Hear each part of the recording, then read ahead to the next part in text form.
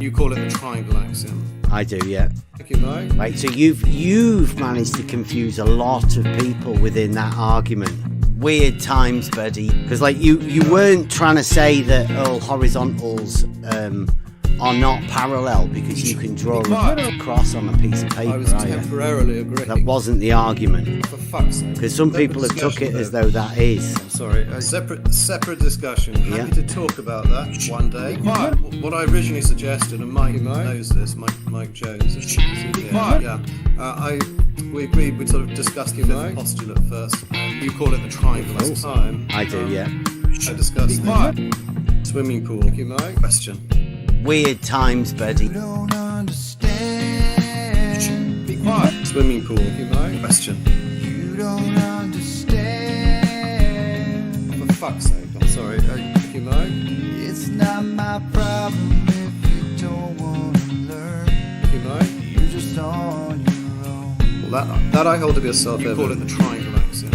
I do, yeah. Because it's got just about a triangle, yeah. The question is, why did include that axiom? You call it the triangle axiom. That postulate. I do, yeah. Why did you include that at all? You call it the triangle axiom. I do, because it sort of shows that triangles have 180 degrees, right? Or the sum of two right angles. You know? So you're saying to 180. how does it show? Be quiet. Well, yeah, it does. I mean, you can prove that, but why did he include that? You call it the triangle axiom. If you can. Oh, you can prove it. Be quiet. If you can prove that triangles have, you call it the triangle. The sum of the angles is two right angles. Why would you need, for fuck's sake? I'm sorry, that's my question. You call it the triangle axiom. You don't understand. You call it the triangle axiom. You don't understand. I was temporarily agreeing. Be quiet. It's not my problem if you don't want to learn. Thank you, Mike. You're just on your own. For fuck's sake. I'm sorry. Horizontal lines can easily not be. Just as I suggested, you just sort of get a horizontal line. That I hold to be a self-evident truth. You put two crossing lines on them, and by definition, any two lines, straight lines on a horizontal plane, are themselves horizontal. Thank you, Mike. Though. That's the problem. You can't. Well, it's not really a problem. Yeah, it's not a problem because there's only three straight lines. How fucking difficult can it be? Point again is that you cannot prove it. A lot of people, you call it the triangle axiom. Millennia thought you could prove the fifth postulate. You call it the triangle axiom. The question is, do we need the enclosure axiom? Yeah.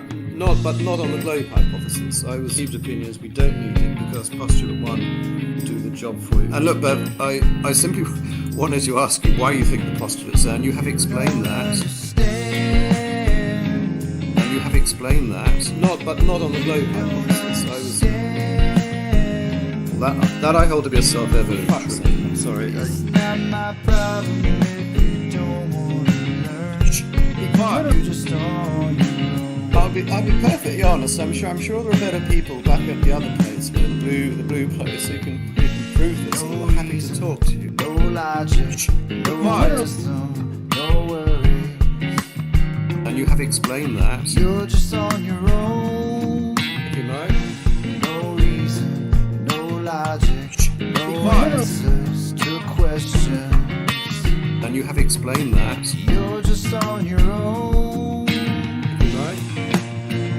That I hold to be a self-evident. It's a self-evident truth of reality that all triangles, in reality, have 180 or the sum of two right angles. Be quiet.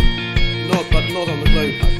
Well, it's an assumption. For fuck's sake. It's not an assumption, is it? I'm sorry. For Euclid, it was an assumption because he knew he could prove it. There was a huge debate which went on for centuries. You call it triangle. What, that you couldn't prove that triangles have 180? They thought the question is the fifth postulate. You call it triangle axiom. Triangle axiom. Is it self-evident or not? A huge debate. Weird times, buddy. Thank you, Mike. Weird times, buddy. You've brought an argument into a group of people that aren't ready for it. Be quiet. You can't. You cannot. Euclidean geometry. You call it the triangle axiom. It does not follow. It doesn't work. But not on the globe. I don't need it as an assumption because we can prove it. You can prove it from the first postulate. For fuck's sake. Horizontal lines can easily not be. You can just, as I suggested, you just sort of get a horizontal plane. Right? Thank you, Mike. You put two crossing lines on them, and by definition, any two lines, straight lines on a horizontal plane, are themselves horizontal. For fuck's sake, I'm sorry. You don't understand. Well, that I hold to be a self-evident truth. For fuck's You sake. don't understand.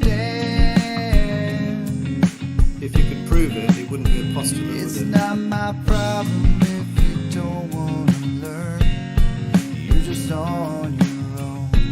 You call it the triangle axiom. I do, yeah, because he's got Yeah. just about a triangle, yeah. The question is, why did Euclid include that axiom? You call it the triangle. That's postulate or axiom. Why did he include that at all? Thank you, Mike.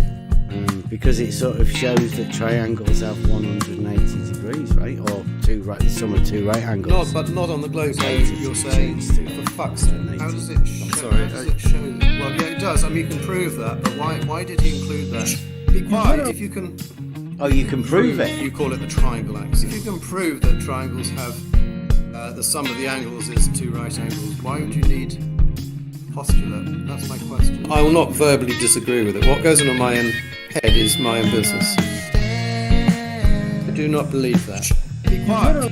You don't understand. You call it the triangle axiom. For fuck's sake, I'm sorry. It's not my problem if you don't want to learn.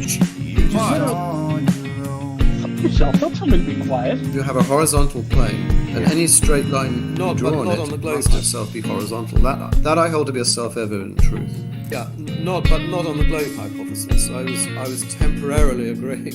Right, so you've managed to confuse a lot of people within that argument. I was temporarily agreeing. Because like you weren't trying to say that all horizontals are not parallel because you can draw Not on the cross globe. on a piece of paper, are you? Thank you, Mike. That wasn't the argument. Not on the globe. Because some people have took it as though that is. For fuck's sake. Separate discussion. Yeah. Happy to talk about that one day.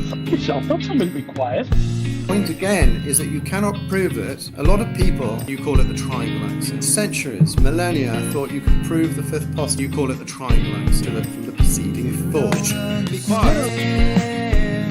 I was temporarily agreeing. Not on the globe. You call it the triangle axiom. Not on the globe. It's not my problem if you don't want to learn. Be quiet. You're just on your own. Well, that I hold to be a self-evident truth. For fuck's sake, I'm sorry. No reason, no logic, no Be quiet. wisdom, no worries. And you have explained that. You're just on your own. Not on the globe, Mike. No reason, no logic, no quiet. answers to question. And you have explained that. You're just on your own. Betty, do you believe the water surface is a horizontal plane of reference? It's a horizontal plane, possibly. Not on the globe. Let's assume Thank you. the surface of either swimming pool is a horizontal plane. Establishes a horizontal plane of reference, right? Let's assume Thank you. the surface of either swimming pool establishes a horizontal plane of reference. That's not a problem. Yeah, It's not a problem because there's only three straight lines. How fucking difficult can it be?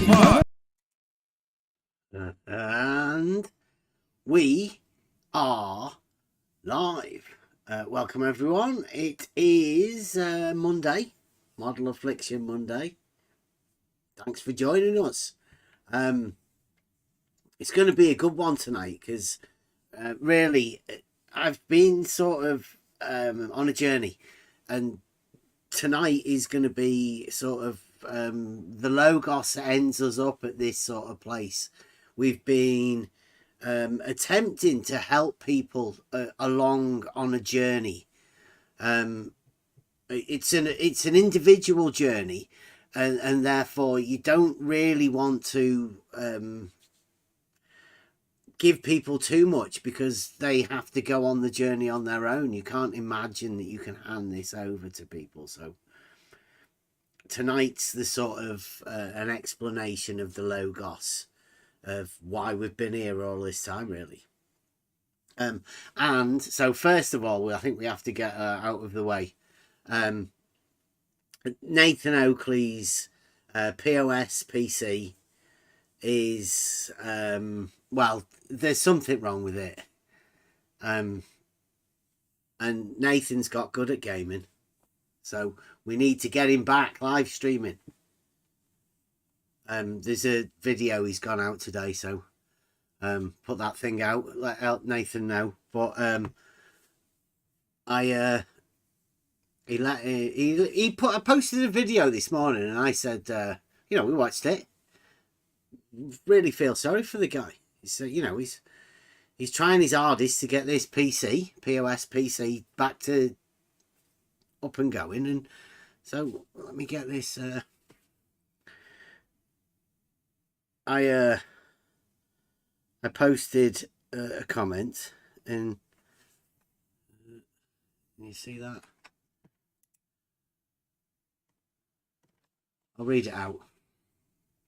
I said, I'll put a shout out to my watchers, but I'm not so sure there's that many since you told all of your members to unsubscribe from me and to stop supporting me. In fact, he said that you'd get more stupid from listening to us. So, I don't know how many, but, we need to get Nathan back. So, and I said,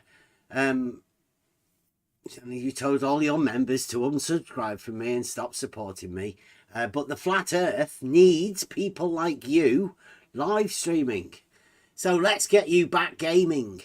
The 200-foot shot was an amazing achievement. Well done. So put a shout out. I'll put the thing out there in the chat. Somebody type Nathan. Somebody type Nathan in the YouTube chat for us, will you? The Give Send Go is still running. It's still the same one. It's just they've been increased to help him get it out. Somebody posted, James Doherty says, "You're a gentleman, and that's the way this community should behave." To which Nathan Oakley replied, "Bev, I have a mate who can sell you a new brain. Just scrap that one. It only produces spastics. I'll make an appointment for you, shall I?" And Well, I was going to ask, was he talking about you or his computer? But I guess he cleared that up at the end. yeah. Yeah. Okay. And then he says, "My members know what a twat is. When they see one, I don't need to tell them anything." So, Yeah, that'll be why everybody watches Nathan, yeah. because they absolutely know how to identify a twat, and for some reason they choose to continue watching him. And then, that wasn't enough. He went on a spree. And he said, "Oh, Wurzel Gummidge Jr., we can help with the special there too. Just say the word, Bev. You can thank me for my kindness later." So, I'm just trying to help him out. There's nobody put it in there. He's like, it should be somebody just type Nathan in the chat for us. Just Nathan, and hit enter. And they go what? Help him out with his PC. He's getting good at Fortnite. He might even, if we can get him gaming, right, we can get him to come and join us on Ark. Ark Ascended.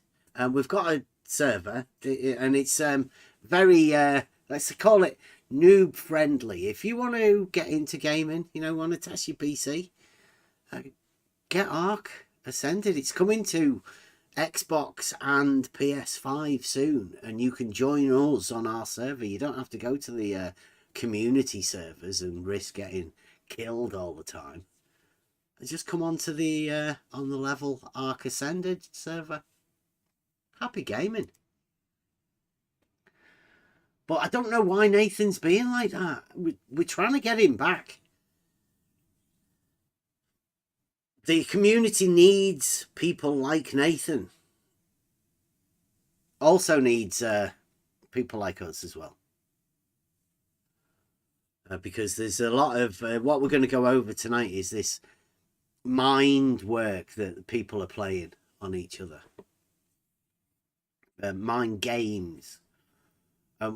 When you think about it, right, what we're actually talking about here tonight is straight lines, and it's the essence of a straight line, because what people don't bother telling you in this game is that straight lines, the ones that you imagine, the ones that make squares and triangles, the ones that you use as the diameter when you're working out pi, that straight line is entirely Euclidean. Now, what that means is really irrelevant. It sounds like a fancy word. It's just not. It's just a system, an axiomatic system, probably the finest axiomatic system man has ever placed together, where things follow from each other, and the ones before proves the ones that to come. Now, the only two things you can't prove within this system is a point and a line, because they're the foundations, they're the elements that you will use in order to build all of these other things upon. You may think they're the axioms. It's not really. The axioms follow from self-evident truths. The two things that you cannot prove are the point and the line. Now, most of this stuff's going to become conceptual, how you imagine this thing. But what we're dealing with here is that straight line. The understanding of the square is two parallel opposite sides of equal length. That makes the foundations of the, this geometry that we're going to talk about. But really, geometry is just how you conceptualize these points and lines and how you can relate them to each other in this system. It's very, very simple. And the triangle that you know of, the one that Pythagoreans, you probably heard of Pythagoras' theorem, or something to do with Pythagoras. Well, that's about this triangle and the essence of a right angle. A right angle is a straight angle, because the straight line becomes perpendicular when it's at that angle, the right angle, where all right angles are equal. So your entire understanding of, I'd say nearly everything comes from this understanding that how you can relate these things, such simple things, together to form proofs within a mathematical system.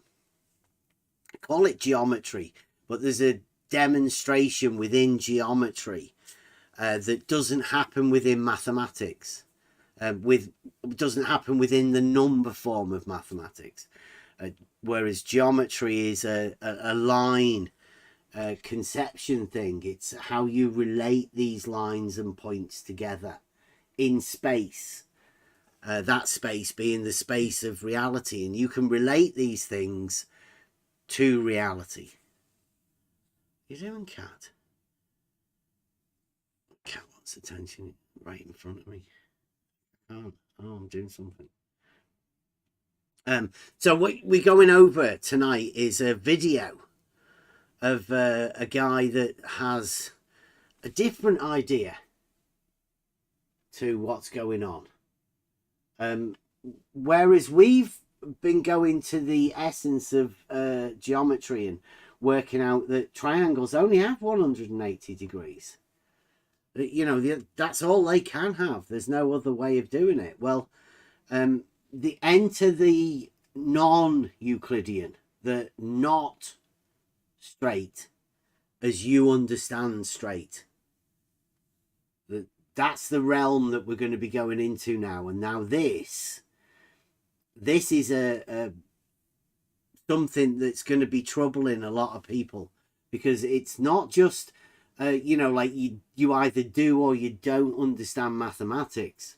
This one is how you relate knowledge and things together in your mind. This is a completely a thought system, a knowledge-based system, and how you gain proofs when you put them together in a logical system.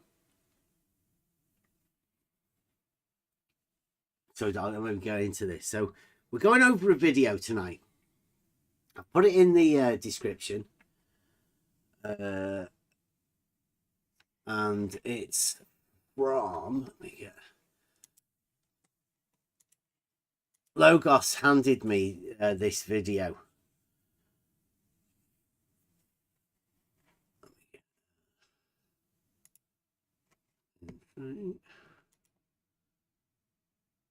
Okay, so this video, I've not watched it.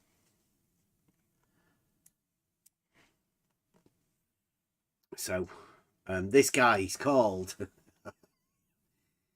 there you go, is there's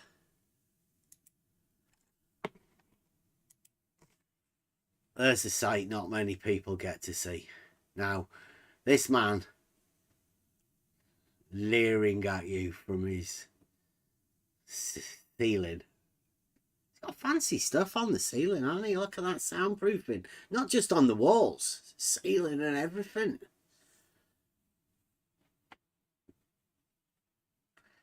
He needs your help with the PC. Did anybody put it in the thing? I'll put it in. There you go. So there is a give send go or Nathan Oakley leering at you from the ceiling. But yeah, if you can help him out, no matter what he's like, right? He's obviously hurting right now, lashing out. He's obviously in pain.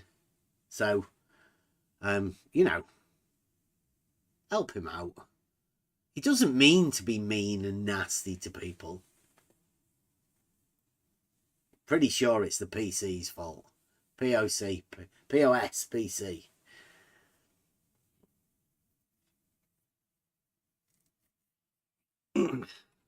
Right.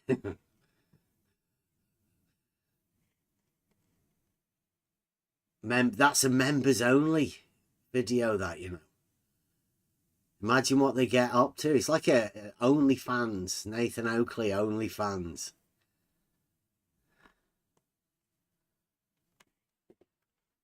You get the so yeah, you subscribe and all of that.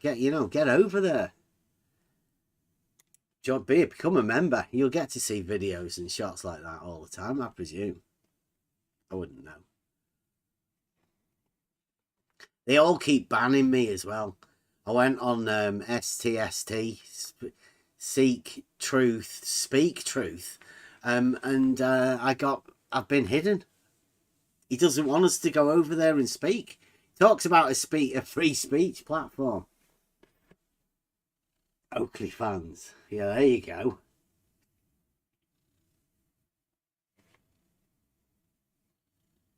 Right, I must point out, right, this has got nothing at all to do with flat Earth. This is pure geometry, right? You should never come at geometry with a model already in your mind. Because what we're talking about here is geometry, obviously. And the sphere is described within Euclidean geometry. So bear that in mind as we go through this. We'll go over some of the comments. But yeah, if you were with us on Friday, we went over this. So in this series, I'm exposing all the lies that math teachers have ever told you. And boy, do they tell a lot. Right, okay. Now, we do know a guy called Flat Earth Math, right? And he does say that he's a teacher. He says he's well, I think he does statistics, but he is a teacher, right? Now, this guy, do you want to hear what he's just said then? He's doing a series about... So in this series, I'm exposing all the lies that math teachers have ever told you. And boy, do they tell a lot. Right, he's told you lies. Maths teachers told you lies, and he's exposing them. Scholar source. Ever told you, or like just a certain time frame? Does it get into that? Well, it's a You haven't series, seen this isn't yet. it? This is just one of them, right? So it could be for all time, right? We could like math teachers all time. Well, he's But going. He's it could doing be a just series in our of lifetime. things that maths teachers have lied to you about. Okay. Yeah. All of them, but he said all. But all. I don't know whether all maths teachers would. Well, that's what he said. I be thought. classed as lying. I mean, you want to hear it again? Let's just go over it. Just I don't want to. So in this series, I'm exposing all the lies that math teachers have ever All told the you. lies. Yeah, all There the you go. lies, All the lies. right? Not All the lies. teachers. But I All the suppose if lies. the Got it. teachers have ever told you this, then the teachers would be telling you lies, right? That's so.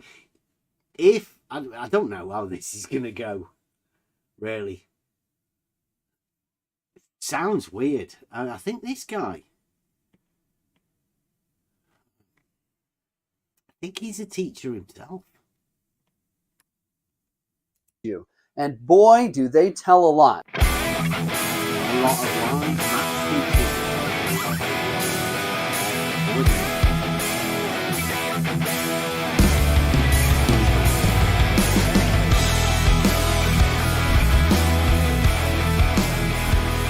Well, okay, not He needs a bit of better music guy to do the intro.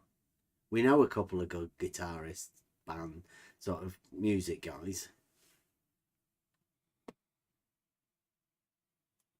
Go back a bit.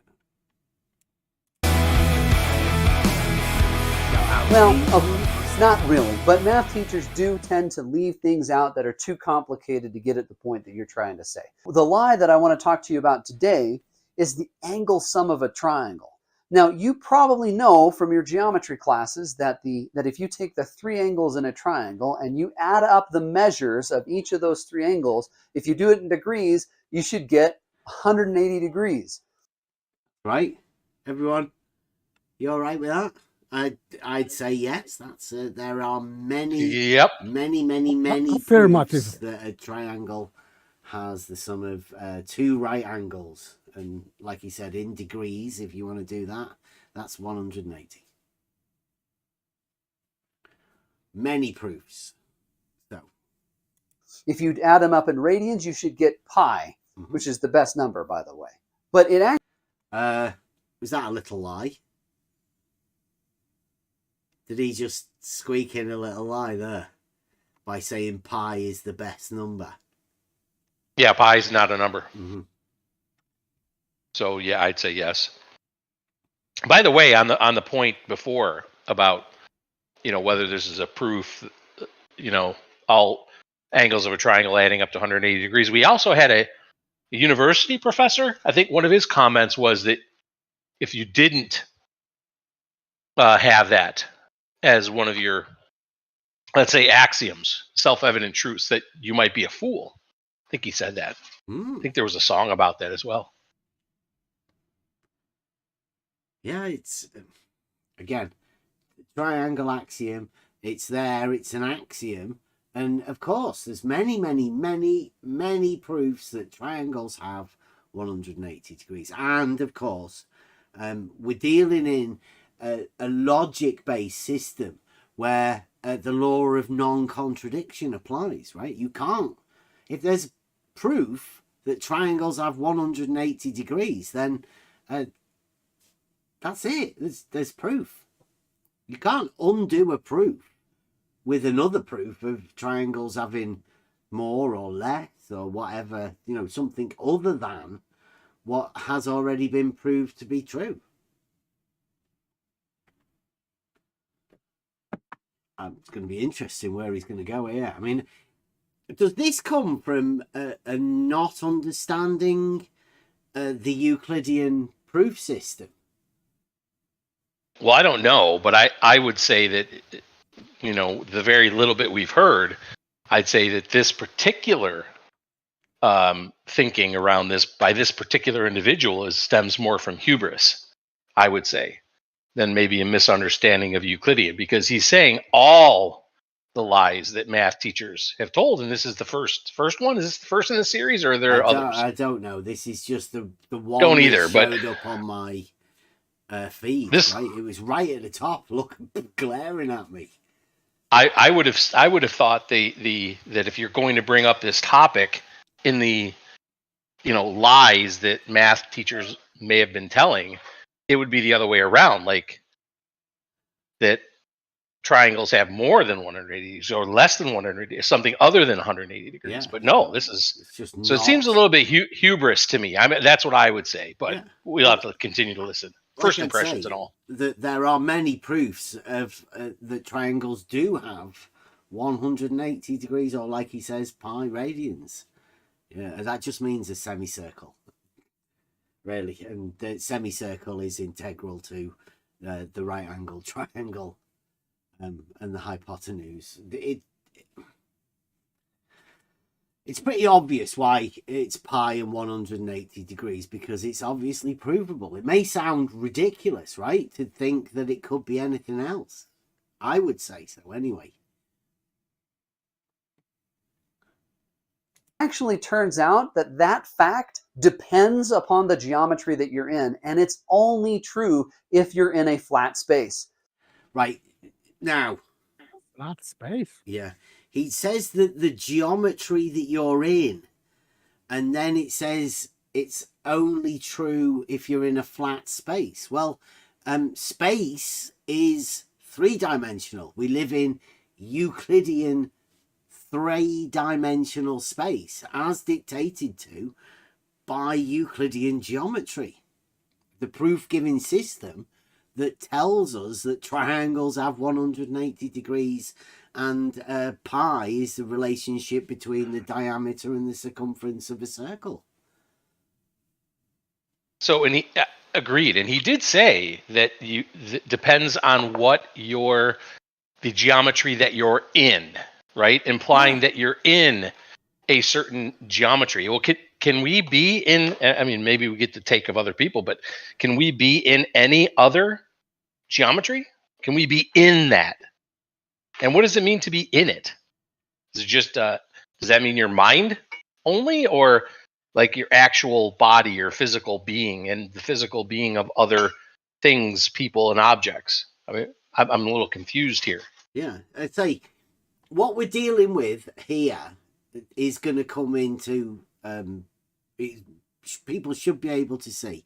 We're not dealing with mathematics as you would understand it from schools, and writing down numbers and equations and stuff.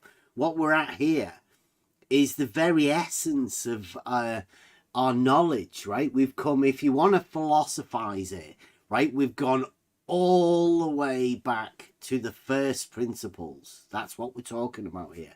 But not just the first principles of logic. We're going on the first principles of understanding, how the mind works, right from the very essence. And the understanding that you were taught in schools is that triangles and squares and circles, they all have a relationship in reality to the essence of what you call these things. Well, they're all Euclidean, and a straight line is a straight line. That shows you that we're living in Euclidean space, because that Euclidean space is the only space where parallel straight lines, being straight as you understand them, that's the only place that they exist.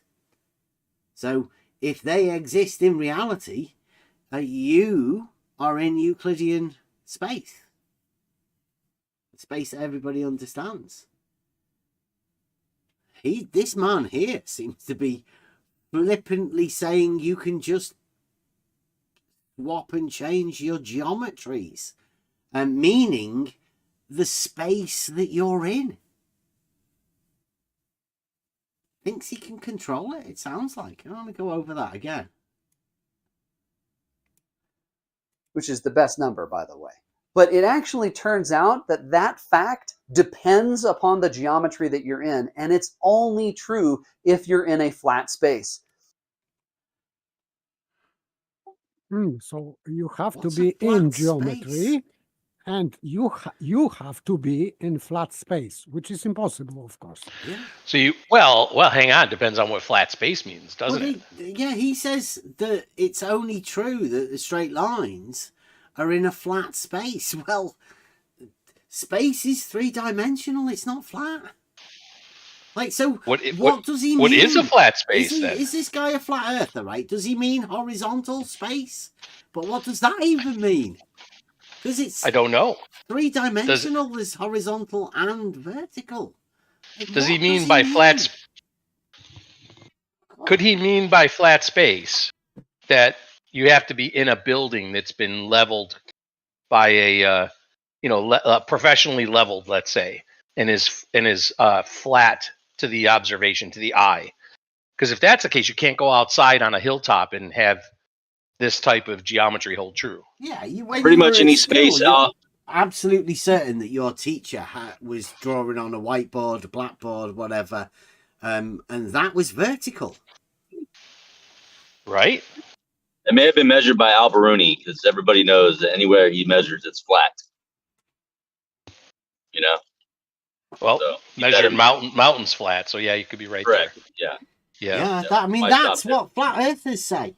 Is this man a flat earther talking about flat space? I mean, is there anything more ridiculous?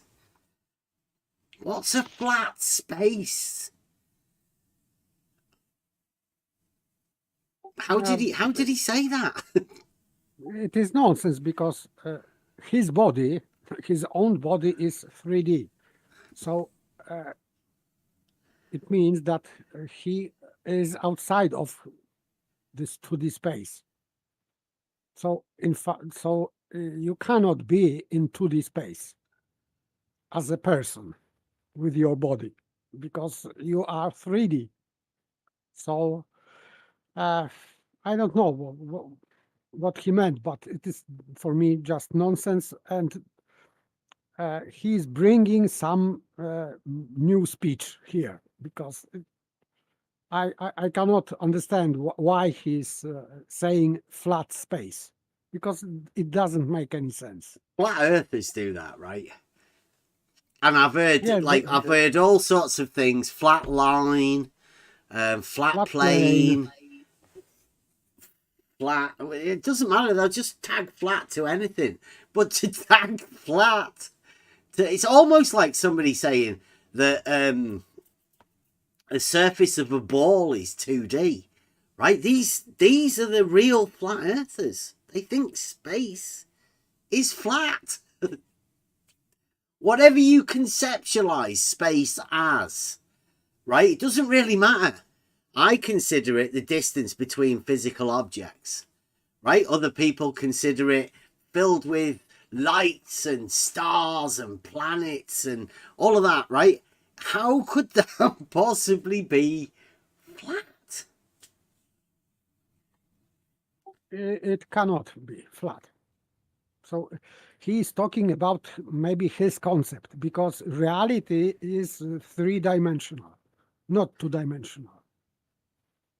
So, but he can't be though, Paper, because he's making a claim about all the lies that math teachers state. So it can't be just his own worldview, I would think. It's a bold claim. In that case, he is just misrepresenting Euclid's geometry. Well, that could very well be. Could be right on there. Because he is talking about condition where this lie occurs.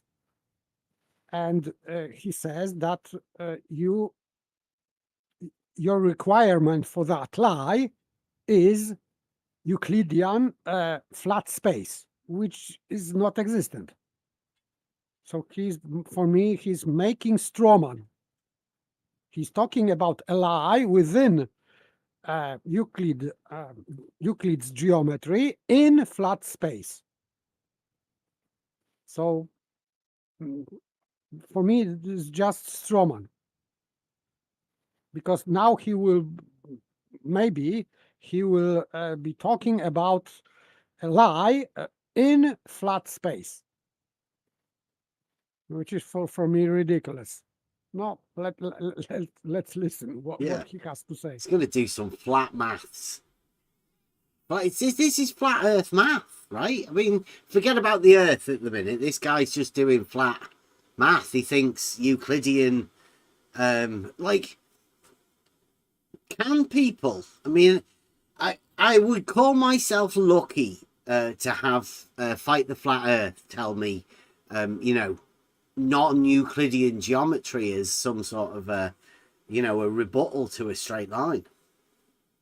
So I had to look into it, and I'm really thankful that I did, because it's led me down a path where I discovered logic. Now, this man here, I don't think, I mean, he does profess to be a university lecturer, I think, teacher. Don't think he could have ever have gone through Euclid to book 11, because it's obvious that in book 11 that's the foundation of practical geometry. But you can't, if you're going to build up an axiomatic system, you can't start there. You have to find what it was built upon in order to end up there. And if you can follow an axiomatic system to derive what we have for in reality, then it's a perfect system. No, there's nobody that can fault it. Don't think he is representing this Euclidean geometry very well by calling it flat space. But what he should say is, just like reality, because he might perhaps think that reality is flat space, but it's not honest when he says that. But he might be playing to the flat earthers, I don't know. Flat earth mathers. Might be playing to the flat earth mathers, yes. If you're in a curved space, the angle sum of a triangle is not 180. But like in reality, there are both straight and curved within the space that we live in, right? Because you may be thinking, what's he talking about, flat space and curved space? There's flats and curves in reality, both of them. Does that mean we change geometry? No, it just means you're in Euclidean space where Euclidean mathematical rules apply. Yes, I would say that in Euclidean space, which is not curved or straight, you can have plane and plane surface, and you can have curved surface in the same Euclidean space. So what is the problem? Why he's reducing space to plane or curved surface? I don't know. Both of them are in Euclid. Yeah, I don't know. I hope he's not going to say that mountains are flat. Mountains are in flat space or something like that. Nathan Oakley supporter. But you should support Nathan Oakley. In fact, there's two different types of situations that it can run into. But the first one that I want to talk about is probably the easiest one to understand, and that's the sphere. The sphere is a curved space, and if we want to draw No, the sphere is a ball in reality. In Euclidean space, you can consider the sphere a ball. Like everybody's heard of a ball, that's a sphere within Euclidean space.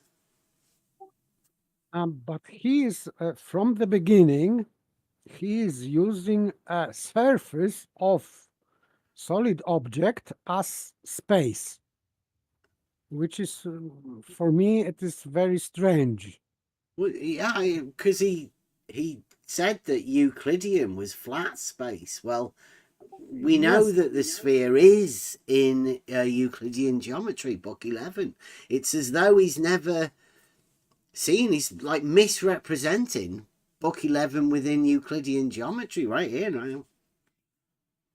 Yes, I'm I'm referring to what he said because he is naming surfaces as space, which is for me logically incorrect because surface is in space, so part cannot be a whole. So he's again, because in his comment he was many times violating this logic principle of logic, that part is not a whole. It means that surface in space cannot be space because part cannot be a whole. So, sorry, but this guy is just completely illogical. Well, now. I mean, he's a teacher. Could he have been taught this? Could he just be replicating what he's been taught? I mean, I Maybe. have heard a lot of people do this. Like, they're mainly model afflicted. So I don't know whether this man's model afflicted or whether he's been taught it from someone who was model afflicted. Because that's the way this goes, isn't it? This is down to the basics, the fundamentals of how you gain knowledge. Yes, but how can you gain knowledge when he starts from just logical fallacy? Well, if he's been taught that that's how you gain knowledge, then that might be how he thinks that you gain knowledge. Maybe, but this is sad. Yeah. By the way, he is literally breaking this rule. He's making surface of something being a space. It is logically impossible. It's almost as though he thinks you can have a like a cube space, a triangle, right, and a square, but a cube's different space than a triangle or a square, a pyramid. For him, yes, it makes different spaces, but for me, why? Question is why? Well, I think there's a lot of people that do this, that when they hear geometry, in their mind they envisage shapes, right? Rather than maths, you think of number. When people do that, they think of shapes, and it's very easy to play a trick on people, to tell them that geometry is something to do with these shapes, but there can be different geometries on different shapes, which is ridiculous to somebody that's, trying to grab an essence of what they're talking about. But this guy's one of those ones. This is a how to paralogize something that just, it's nonsense. Well, since I've never heard of any, I haven't watched every video, obviously, but I haven't seen any videos or heard anything about cubed space. Does that mean that there's something special about the sphere? Is he going to tell us there's something special about a ball versus a cube or a pyramid or any other conical shape, any other shape solid shape you can imagine? I don't know. I think he's just gonna single out the sphere. I think so. I'm wondering why that could be. We might be able to come up with a hypothesis a little bit later. Yeah. Model Affliction Monday.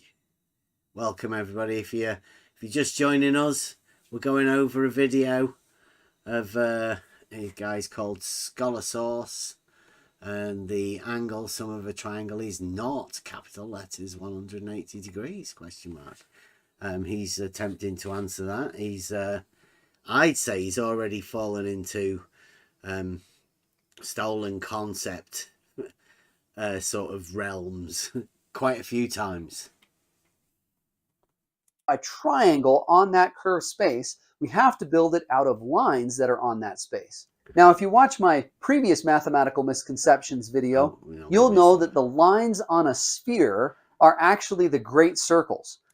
Right, so the lines on a sphere are great circles. Now, luckily, we've all been within this, talking about this for quite a long time, and the understanding of how this works. But we watched the Veritasium video the other day, and in that Veritasium video, what this guy said was that in spherical geometry space, a point becomes 2 points, antipodal.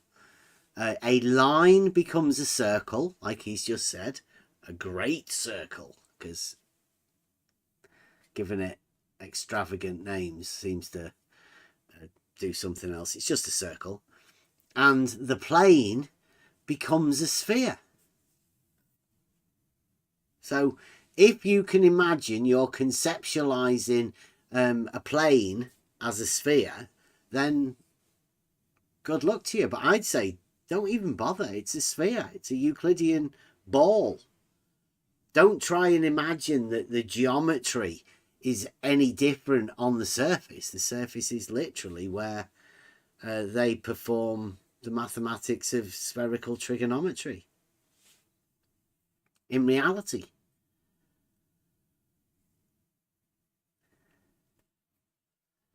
So, okay. So when you talk about trying to draw a triangle on a sphere, you're talking about trying to draw a triangle where the sides are great circles. These are the straightest possible paths that you could draw. In fact, if you tried to draw a straight line triangle on the surface of the Earth, you'd actually draw a great circle triangle. The angle sum on that kind of triangle, it's not 100.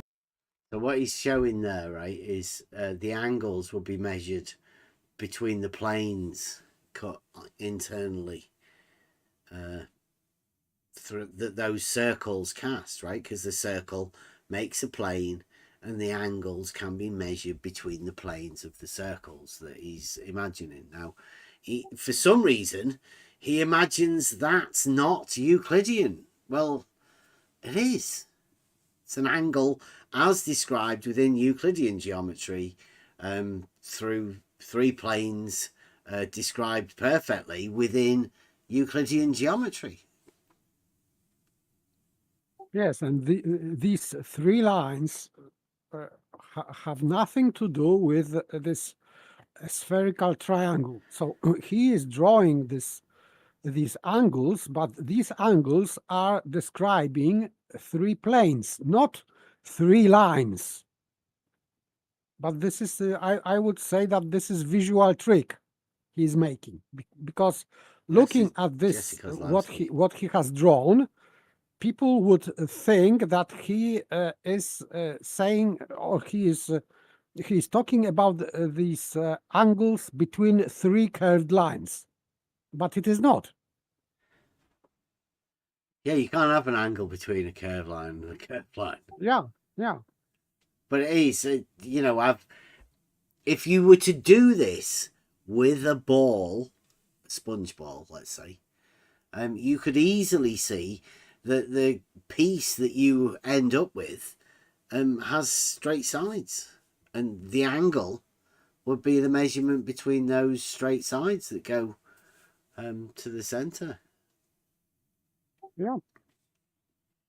3 planes, yes, and we can have angles between planes. This is just a 3-dimensional angle, so normal thing, nothing new. Yeah, I'm going to get a picture and put it in the chat, because sometimes people need a visual cue. It's a bit hard to get it, isn't it?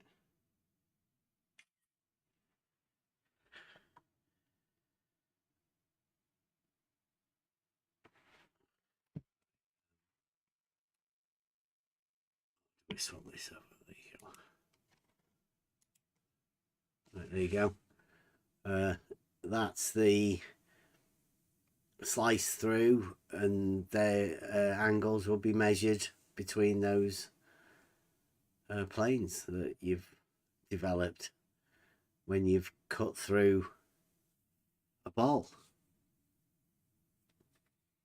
That's just the bit on the inside, the bit where the angles are measured on the inside. Now, what they want to tell you is, no, angles on the outside, and you have to say, you can't measure that. That's not there. Those are the angles there between those planes. That's what gets measured. That's spherical trigonometry. That's what goes on. No, I'm not joking, word salad. We know that obfuscation agents always come around. But I mean, it is pretty obvious that angles are measured between the straight lines and planes. And that's a piece cut out of a Euclidean sphere, a ball. In reality. Because you can't just take those bits away, because we're talking about reality here, aren't we?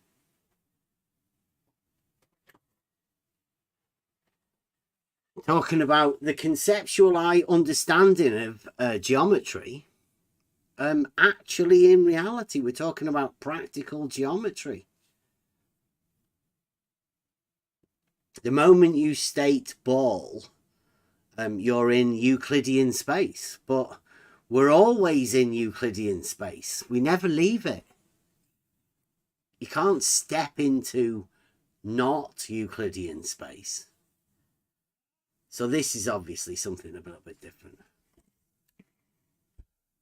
80 degrees. In fact, it's even worse. It's not always the same sum. So to get at this idea, let's talk about how we could figure out. It gets worse. Yes. Yeah, Why? Why? It gets worse. What do you mean mathematics? It doesn't get worse. Yes, This is it's true mathematics. or false. In mathematics, we have true statements and false statements, not worse or better statements. To be fair, I think he's talking about the lie, the massive lie that all the triangles add up lies to that 180 math degrees. teachers say. Yeah, that lie gets worse. Right, a Because not worse only do lie. they add up to more than 180 degrees, it's not even the same sum. So the lies are actually worse than you first feared when because they you can't started listening to actually this. tell you what it is. Mm-hmm. In fact, it's even worse. It's not always the same sum. So to get at this, It's not always the same sum. What? He's saying that it is the sum is bigger than 180 degree, but not the same. So, for example, 200 or more. Yeah, maybe like 3,000. Or maybe over. Who knows? idea, let's talk about how we could figure out what the angle sum of a triangle on the surface of a sphere is. And Wow, we're going to have to figure it out. But triangles within reality are 180 degrees. We can definitely prove that. And now we're trying to figure out something else. I mean, does this sound mathematical?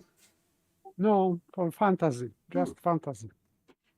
And I would say that you said it's easy to prove in reality. I'd say it's not only easy, but the guy who actually wrote the book about the space that we live in, yeah, being Euclidean 3 space, that would be Euclid, actually wrote an axiom, a self-evident truth about the triangles having 180 degrees. Yeah. Interesting. Yeah.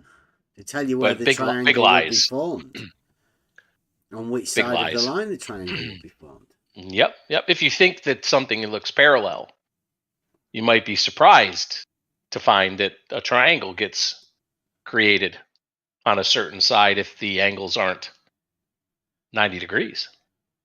Yeah, so bear with me, right? Because is he trying to say that those were lies and it's not him that's lying? Or could he be saying that he's lying now by trying to fool you that the teachers taught you lies earlier on? I mean, can you see how it it might Yes, be complicated about what's exactly going on here. Yes, he's saying in that way that you cannot determine if he is talking about that Euclid was lying or not. In not spherical geometry, there are some lies. He's Yeah. vague, and this is on purpose. I can bet. But it's not This very is not- mathematical, like, you know, Oh, that yeah. way of talking or thinking, is it? That's This, not. this is just sophistry. Yeah. Just typical sophistry. Yeah. I call this the Jesse Kozlowski type, because this is what Jesse Kozlowski did. Exactly this, but within the framework of surveying, where it's really practical geometry. So this guy and Jesse Kozlowski are sort of the same, right? Because Jesse Kozlowski was trying to fool people about practical geometry, and this guy's trying to fool people about how we can blend the mind to support Jesse Kozlowski and his practical geometry. It's rather fantastic, really. And this is where the assault on the mind comes. Because this isn't something that, you know, like somebody's forcing you to do something. This is something at the very core conception of how you understand something. Straight lines. That's what he's messing with here. How you understand straight lines in reality. And he's going to put a ball in front of you, or going to tell you sphere. You're going to imagine ball, and then he's going to tell you that the geometry on the ball is different than the geometry of the ball. Very strange, but let's go.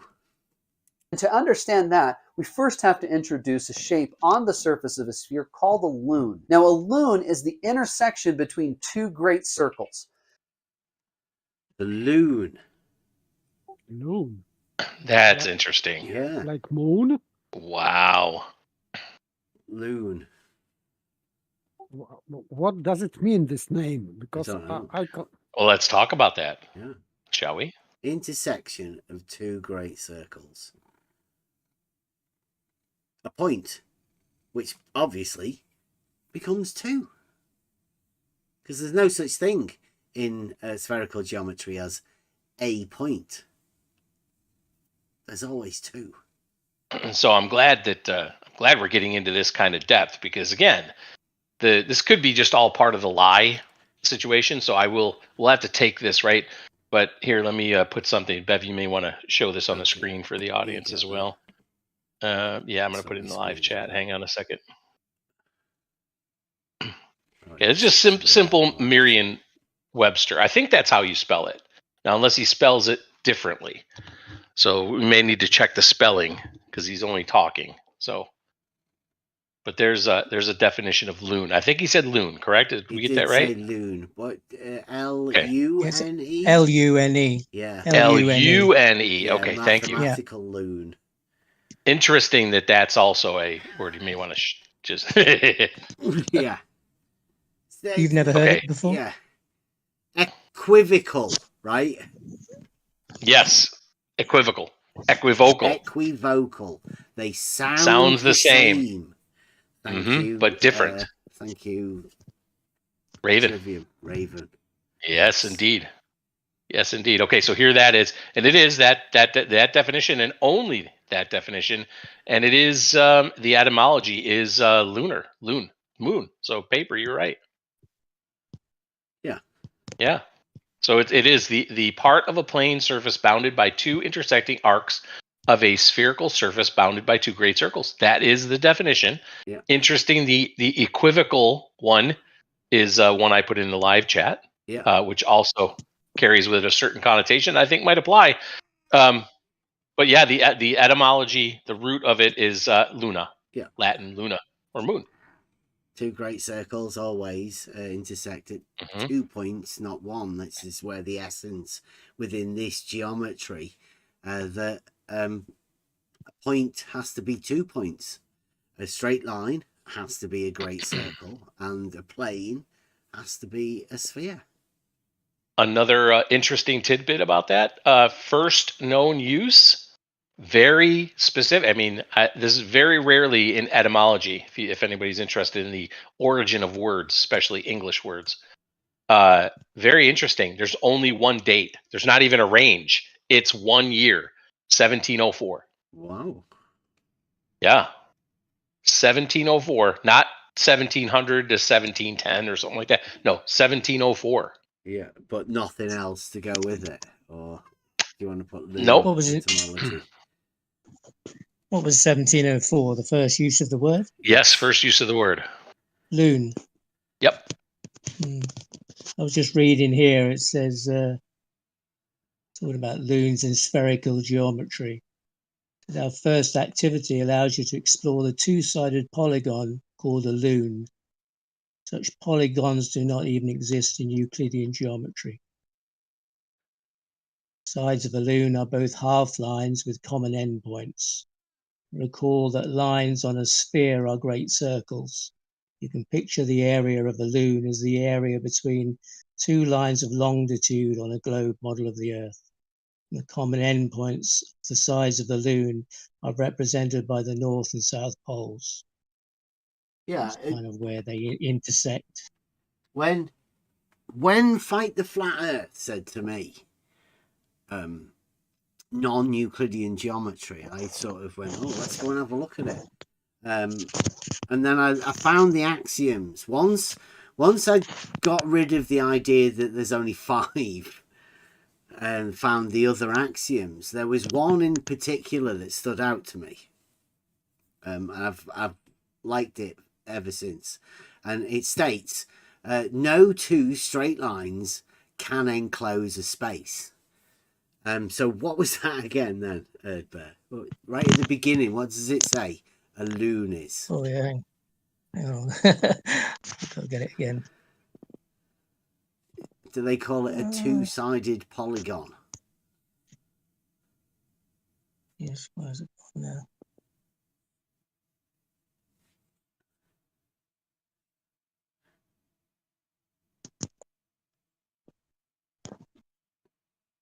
Can't find the link specifically now. I'm pretty sure you said two-sided Yes, it was a polygon. Yes, it was a two-sided polygon that doesn't so a exist. Polygon is, it doesn't exist in Euclidean space because in Euclidean two straight geometry, lines right. cannot enclose a space. So a polygon is an object inscribed by straight lines, right? And a polygon would require 3 at least in Euclidean space. You can't have 2 straight lines enclosing a space. It's within the axioms. It's a self-evident truth.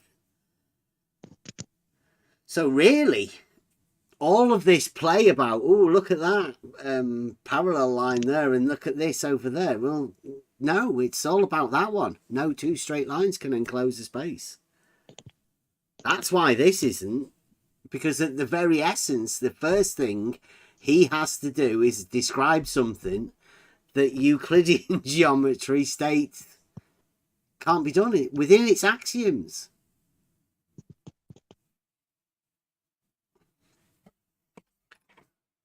One of my favourites for this reason. Yeah, when he was talking about the lie, this the fifth is where they've got to steal the fifth, haven't they? Well, this is right. This is when you talk about the fifth, you're talking about halfway, the midpoint of these lines, aren't you? But in essence, what he's talking about here is a loon, which is a two-sided polygon. So the line that you're talking about that encloses the space on either side happens in the center. Yeah. This is just talking about get rid of that center bit. You don't need it. We're talking about here. two straight lines enclosing a space. You just consider the straight line as a circle, a great circle, and you can violate Euclidean principles with a sphere. The very essence of Euclidean geometry. Fascinating. You can do And it. a word taken from the Latin moon that depicts a crescent, because it depicts a crescent moon. That's what apparently those curved lines look like to some people that created that word and applied it to this in this fashion. I would say it describes geometry for lunatics. I would Well, say hence so. the equivocal portion, it's a magic right? trick, isn't it? Like Loon. he's because literally doing a Jesse Kozlowski magic trick here. Because it's shaped like a crescent moon, this shape. Mm-hmm. So it comes from the Latin luna. Mm-hmm. That's where the loon bit is, because this section that he's cutting out there in the sphere is a crescent. Yeah, they want you to imagine, right, that something up in the sky that you say the face of the moon, right, that face in geometry is a plane. So they want you to conceptualize that face that you're looking at with this shape that he's talking about. But he wants you still to imagine straight lines. This is going to get tough for people's mental state, right? Because they've already taken on the model. This has to be true. Not just within the geometry. And they have to literally deny Euclidean geometry, because Euclidean geometry within its very axioms states not this that he's talking about. Can't be. No two straight lines can enclose a space. What he's talking about here is two straight lines enclosing four spaces. There, two red, two blue. You guys want to see something else I just found interesting? Let me throw it in the live chat here. Hang on a second.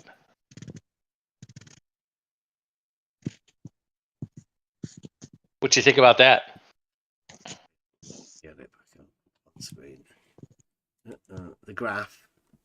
That Mhm. usage of the words. That's the trends of the word loon.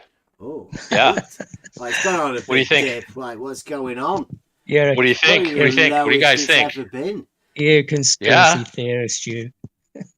Literally one of the lowest it's ever been since the 1820s. Yeah. Why does nobody want to talk about the loon Anymore? Yeah. No, I mean it got big there between the ramp up started in roughly 1930-ish, all the way to 2000, and then after 2000 plummet to 2019. We don't know what they are today. It's 2023. It might even be worse. What do you make of that? The use of that word? Yeah, up in from the Is that- 1920s. Yeah. 1930s. Yeah. Like, we need to get this going. Come on, lads, let's get going. Yeah. Had you heard this word in reference to this before today? I had. Yeah. I'm making it. I was making a joke about loon, but LOON. But this kind of stuff is intriguing when you look at the words. I mean, it all does come down to we talk about it all the time, right? The trivium, the grammar, the logic, and the rhetoric. And it's fascinating to look at the flat line that is in the 1820s, 18 through 1840s. There was a little blip in the early 1800s, between 1800 and 1820, but then you could clearly see the use of it started going up after the 1940s. So after World War II, right? That's clearly where that starts going up. And then it takes a dip down after 1920, maybe because of the, Great Depression, worldwide depression. Like, who cares about loon? when there's a bunch of loons running the governments and the economic systems of the world. But I digress. Then after that, I mean, 1930, World War II again. Sorry, not the first. The first time I said World War II, that's 1840. So that would have been before the U.S.'s Civil War in the 1860s. Not much going on in the 1840s and 50s. But we know of some stuff that happened in the early 1800s, don't we? Mm-hmm. Late 18th. And then again and then again around World War II, started spiking up until 2000. And then why the complete fall off of this word? We need to bring back this word. I'm glad this guy's doing it. Maybe that's what he's doing. Maybe he's bring back the word. Promoting the loon. Yeah. Was that in the general vocabulary population, the general in the vocabulary of the general population, that graph, do you think, or just amongst a certain I don't know how they come up with it, but it's interesting. Just say it. Yeah, it's interesting to me that they did. Adapted from booksgoogle.com engrams are probably unreliable. Probably. Yeah, just unreliable. But again, it's interesting that it was important enough for etymology.com to place this graph, and they do it for other words as well. Like you can see that. But for this word that, I think probably very few people would ever understand loon spelled this way, right? That's why I mentioned loon spelled the other way, because that's far more. I mean, you say loon out in normal English speaking countries and they're going to go, yeah, you're a nut job. Yeah, I totally agree. That guy's a nut job. Loon, total loon. But interesting, isn't it? Yeah. I mean, yeah, this doesn't, this isn't a loon as in the moon. This is a loon within this concept of this particular geometry. But what they're talking about way back in the day would be how to describe these circles and what to give them. The relationship between these two antipodal points and how to imagine that within an actual Euclidean sphere. Because that's what you're thinking of here. Like, he's showing you a picture of a ball and he's saying, these are the maximum sized circles that you could possibly fit on this sphere. And we're just going to put two of them together and link them. And obviously there will be 2 points where they intersect, and those 2 points will be antipodal to one another. You know that, and you can be definite of that because the concept of the understanding is within Euclidean geometry. Those facts can be proved within Euclidean geometry. He's conceptualized that proof into its own geometry. Well, they don't say he's done it, but they've tried to get you to do that within your mind. And it's only going to get worse. So if you take two great circles and you cross them across each other so they intersect at, say, antipodal points, right? That's where they're going to intersect. You have two intersections between these. Kind of think. Antipodal? Is that a... Antipodal, also pronounced antipodal, yeah. Yeah, antipodal, yeah? Is that another way of saying it? I suppose. I'd have put an E in there instead of an O in that pronunciation. As if it was an E, antipodal. It's got oranges. Now, oranges exist within Euclidean space.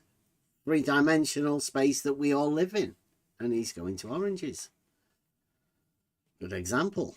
Think like an orange slice or like two longitude lines together. Now the loon is two longitude lines. Now longitude and latitude lines are perpendicular to each other, so maybe I'm getting the hint that this guy might be model afflicted, possibly confusing people.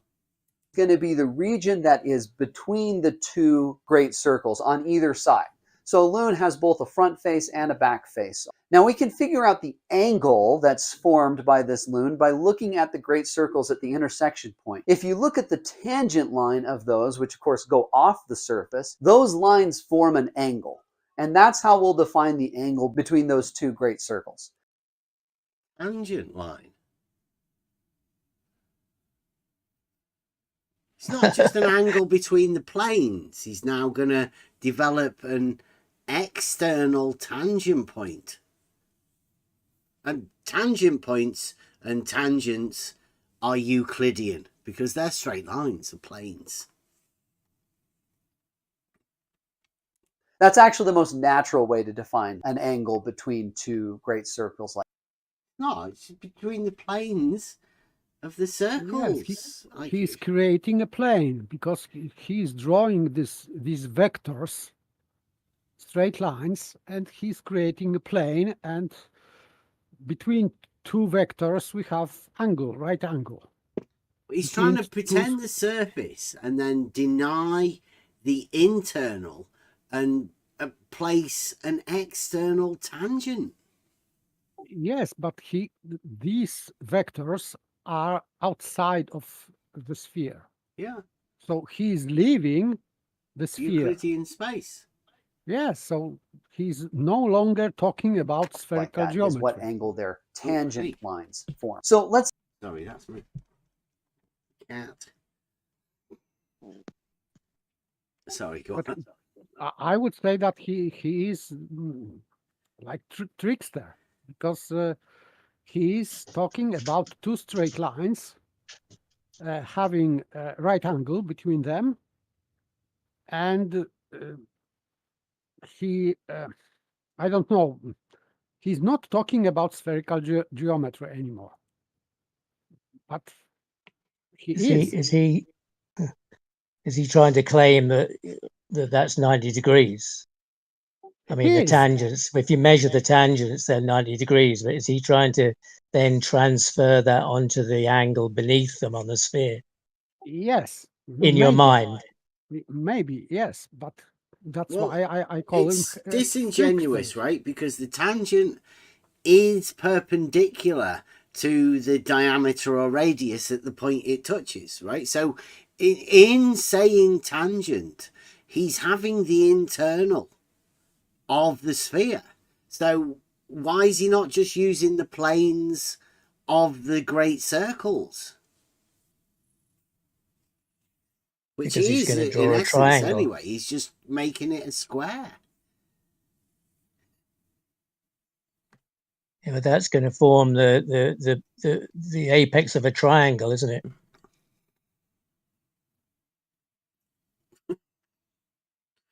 On that curve. Because when he was talking about lying before, I kind of was thinking that kind of like a bit of a joke about himself, in a sense, you know, that people say, oh, they lied to you, because they do have to lie in middle school by teaching, like Charles was saying the other day, oh, but I learned all about straight lines and all that, never heard about Euclid. But he was taught about straight lines and parallel lines. And then at a certain point, they say that's not true anymore, because they've got to take away the parallel lines and the non-converging parallels in order for this to work. And that's the kind of magic trick, isn't it? That's the thing that they have to steal away and say, well, it wasn't really clear. In order for this stuff he's now going to explain to actually exist in your mind.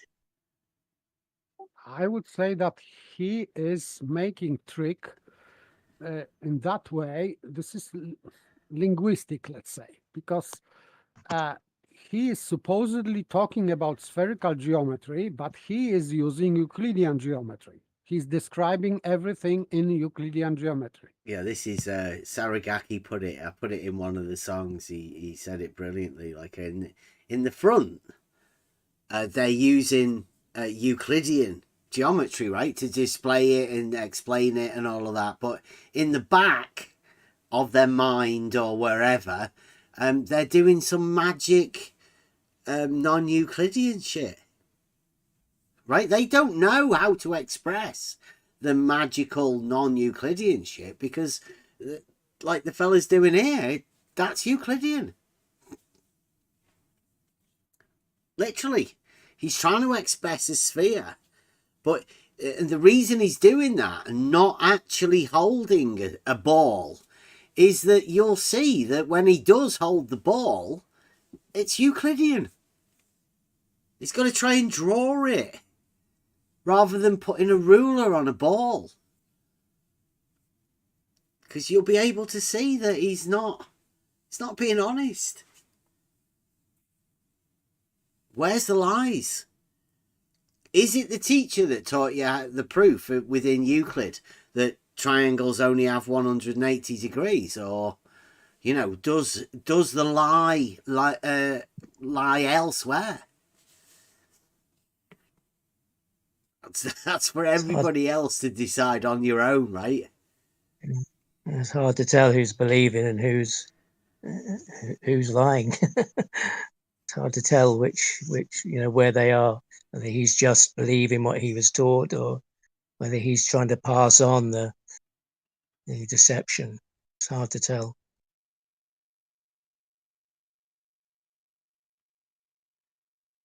Oh, sorry, Paige is talking about Ark. No, it's Ark Survival Ascended, Paige. They've upped the graphics package and everything. It's Unreal Engine 5. And yes, it will be coming to consoles. It should be on Xbox today. Like if you're waking up on the 14th, you should be able to get it and download it.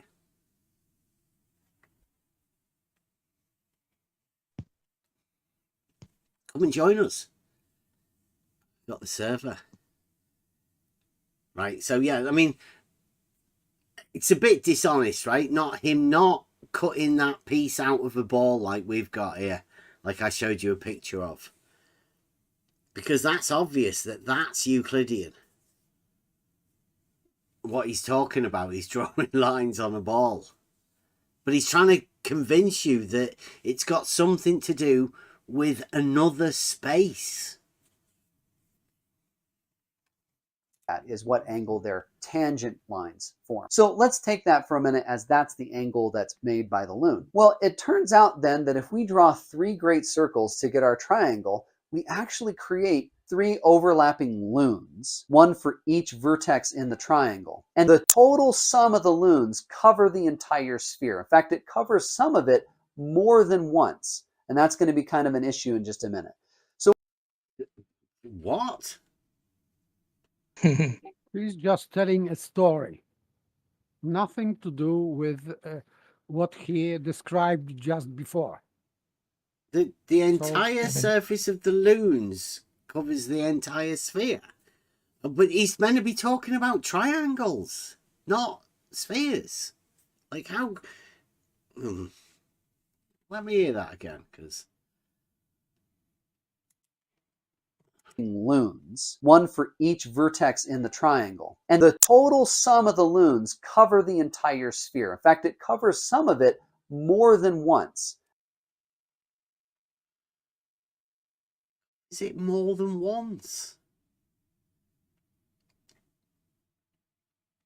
Doesn't seem For very me, mathematical.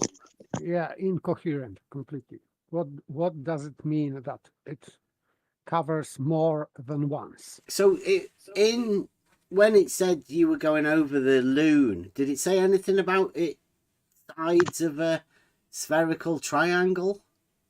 Is that Mark? Because that's what he's just said. Or is that as he extrapolated out of the information he got given about a loon being just 2 antipodal points where they intersect into some sort of a spherical triangle that means that anybody who's ever told you triangles have 180 degrees was lying? Well, the angle's changed there now. He was using a tangent to measure it.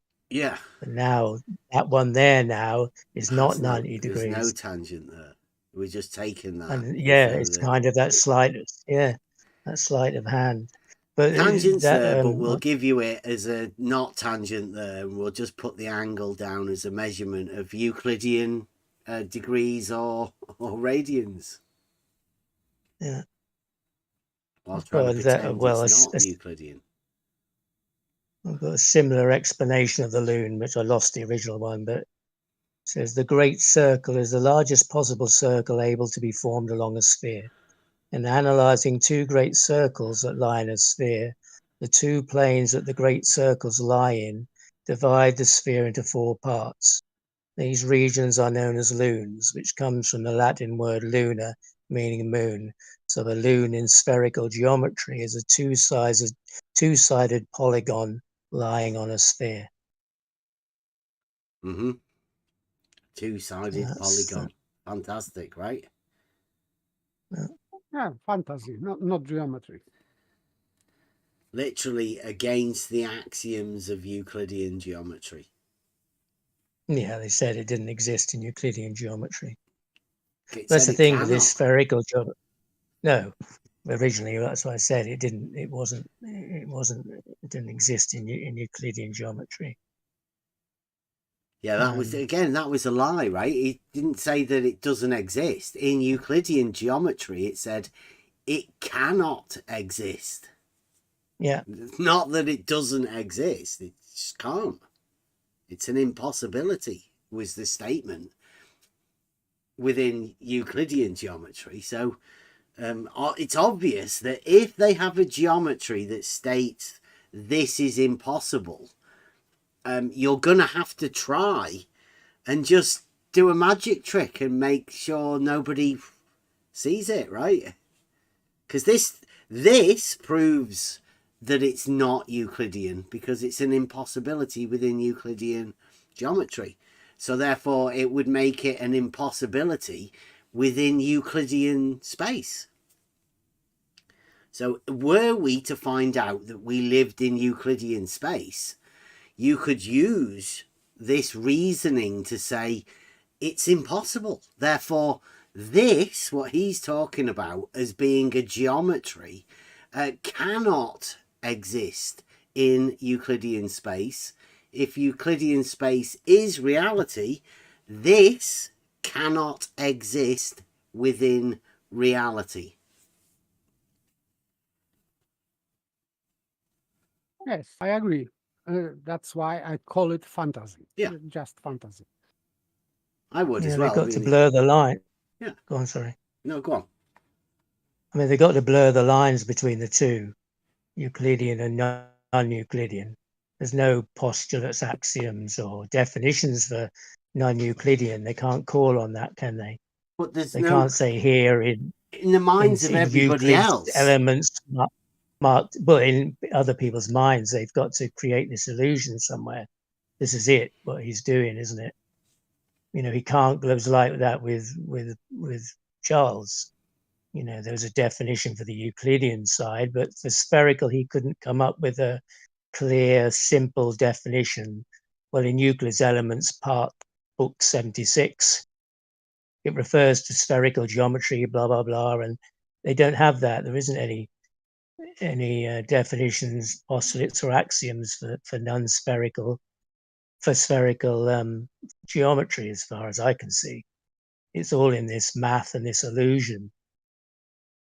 They've got nothing to kind of pin it down to. They've got to get rid of a bit of Euclid, the parallel lines. They've got to get rid of that and say, well, it's not very clear, because that messes up this story, doesn't it? So then that seems to me why they kind of question. It's not possible. Within the self-evident truths, right? At the very beginning of the book. Yeah, but you know that. You know, at school, when they just, you know, the man in the white coat explains this like he's explained it. You know, maybe if you can't see the contradiction, you just learn it and you carry on repeating it. It just is. Yeah. You know, Charles learned all about it and said Euclid never passed his teacher's lips. Yeah. So he learned something without ever hearing about Euclid. and the So foundations. it's very easy to, yeah, so it's then very easy to do a little switcheroo when you go to higher education and say, well, you know, that was a bit beyond you when you were younger. We didn't expect you to understand, but this is a bit deeper. And now, you know, actually a triangle has got more than 180, and it is more than 180 degrees. So this is how we do it. I think most people who are going over this, they haven't looked at the foundations, right? We know about the axioms of Euclidean geometry because I went over them, because I had to go over them because somebody said to me, non-Euclidean geometry as a rebuttal to a straight line.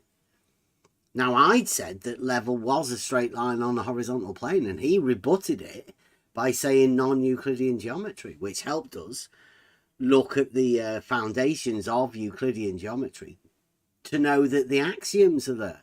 And the moment I saw that one axiom that states no two straight lines can enclose a space, that at that very moment, I knew why they had to do this. Yeah. But you had that knowledge to measure it against, didn't you? To look at, you know. Yeah. You already had that. If nobody pointed this out, you know, if this wasn't pointed out, or people didn't even understand Euclid or the postulates, axioms, definitions, or didn't know anything about that, then maybe that wouldn't just pop up in their head as a contradiction, or, well, hang on, what did he just say? You know, like it did for you. That's what triggered you to question it. Well, no, I mean, I literally saw it. It was glaring to me that this one particular axiom denies a particular model. It doesn't deny a sphere, right? Because this is part of that sort of geometry, spherical trigonometry. But to the people that want to deny level being a straight line on a horizontal plane, those people are the ones that require this to go on. This very thing that he's doing right here is call it a reification, is it? To imagine that the sphere is the space, and then they're imagining the rules of that particular thing to apply to the space that they're in. And then rather shout at people and call them stupid and say you don't understand geometry, when it's quite evident that they haven't looked at the basis, the foundations of this geometry to start off with. I would say that this is reification and equivocation, false equivocation, because he is from the beginning, he is equivocating part of the space, which is surface of solid object, as a space. And as I said, it is impossible because part cannot be a whole. So on this error, he based his further, let's say, fantasy. So just violation of principle of logic. So that's why I would say that it's just it's falling apart, because you cannot create any coherent system which is violating first principles of reasoning. So it is not a science. I am glad that he put that video, because he blatantly violates logic here. Well, they all do. Yes, spherical geometry, they do, don't they? Yes, but I can name this fallacy. This is yes. We have very few first principles of reasoning, really. So this is one of them. That part Again, is not again, you understand that, though, don't you? you know, you've studied it, you understand this. You know, for a lot of people, the mass of people, they don't understand that at all. So it's quite easy to pass this off and to Yes, but create this still, illusion if you don't know. yes, you can. There are some people that cannot and maybe understand that part cannot be a whole. But it is really easy to understand that part cannot be a whole. But even if someone does not understand, he can take it as given, because it is through logic and philosophy, it is really one of the basics of reasoning, that you cannot say that you cannot create part from the whole. Yes, part from the whole. He is doing that. So he is taking part of something, of Euclidean space, and then he is saying that this is the whole space. It's just impossible. You cannot do that. Yeah, Charles You was cannot- saying that it was two-dimensional, Yeah. which is ridiculous, right? Yes, that's the same thing. Like you cannot say that the wheel of the car now is the car. You cannot say that. This is just nonsense. You cannot take part of the car and say that this is the whole car. No, that's the geometry of the car. Yeah, It's ridiculous. it's nonsense to you, but what this Mm. guy is saying, he's telling people you can take this as given. Yeah, well, it's like a confidence trick, isn't he? He's Yeah. telling you that he's going to tell you where people were lying to you, right? Magic trick, right? He's going to reveal the secrets of the lie. You just have to go along with him on a few steps, right? Take them as given, and then the magic trick's already been took place. Yeah. Yeah, that's how this sort of stuff works. Always has. What you've been dealing with. We've been dealing with this sort of stuff in the background, right? All the time. Whilst two groups of people that are obsessed with shape are trying to work out how flat or two-dimensional everything is. And we've been saying, well, guess what, guys? There is a geometry in reality that we use that will help you out. But the problem is it's three-dimensional. It has a horizontal and a vertical, and they're opposed to each other. If you don't want to go for the foundations and the understanding of how we know Euclidean geometry, I guess it's pretty easy to say not that. We'll just go with this other one. Which is what this guy's doing. And I think he's, how do you think he's doing? Like, it's a well thought out video. I mean, he's only got 483 subscribers.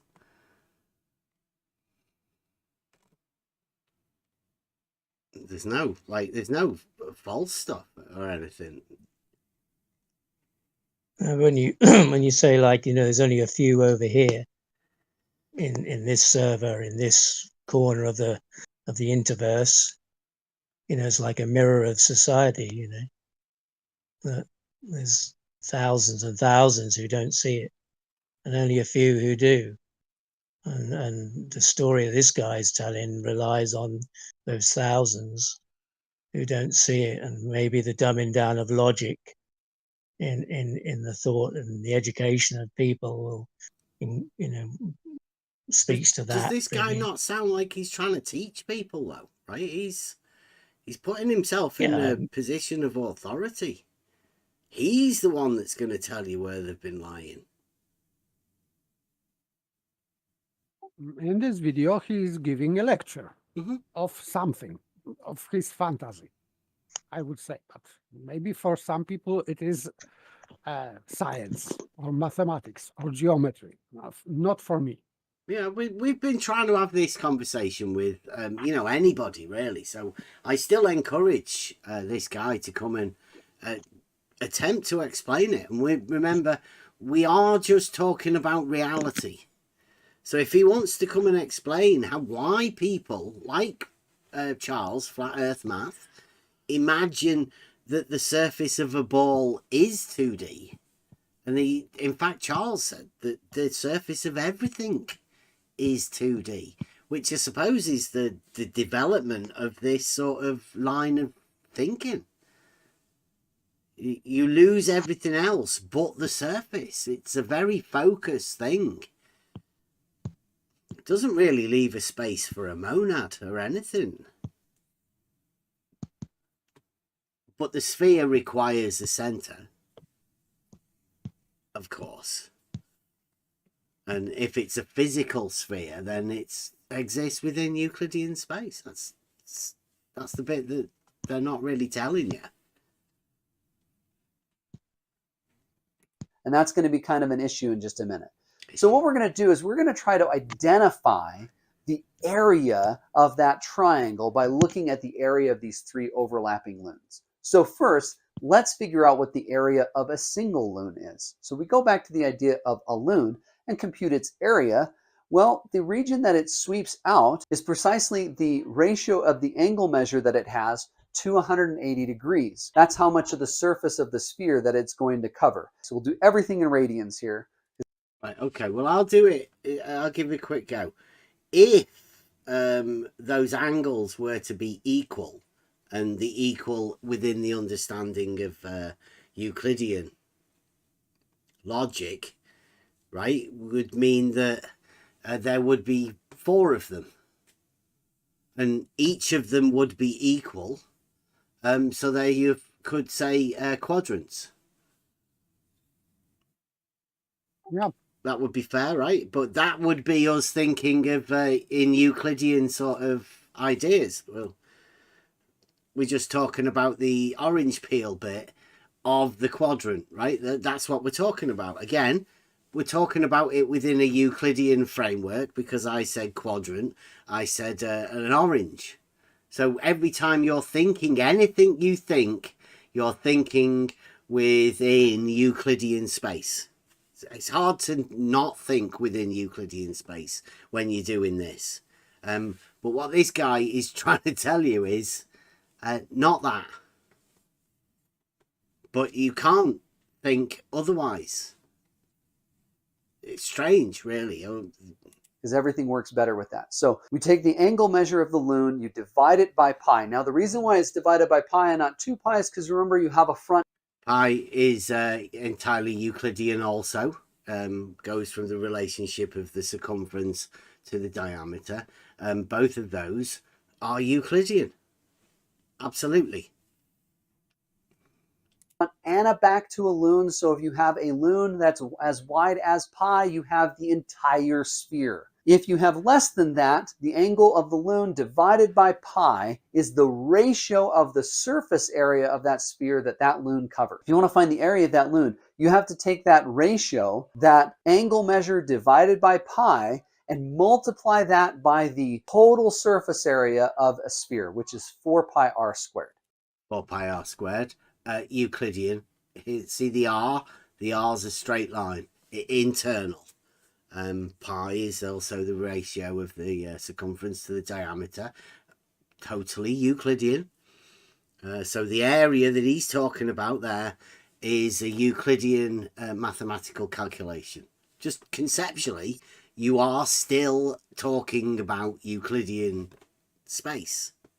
Yes, and the starting point is where radius starts. So in the center of the sphere.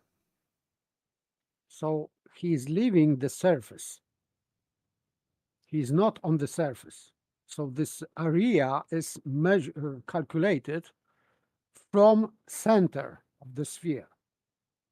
Therefore, it is not spherical geometry anymore.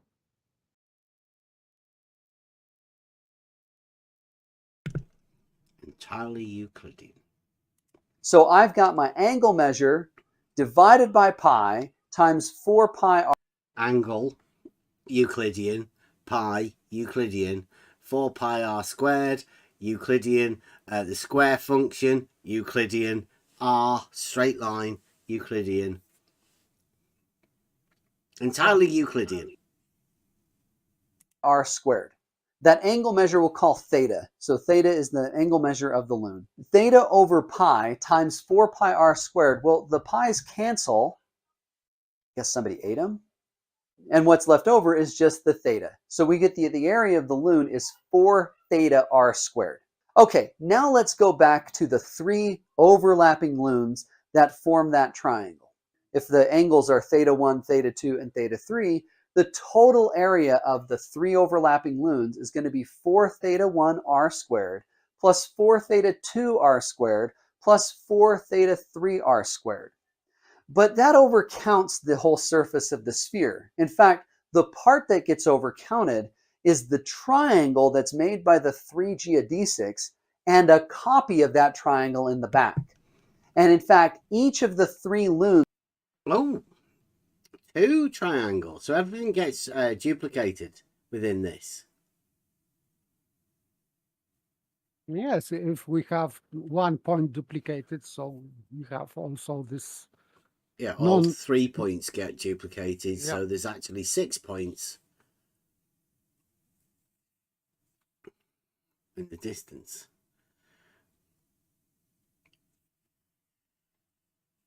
Duplicated. cover both of those triangles once. So each loon has 2 triangle areas in it.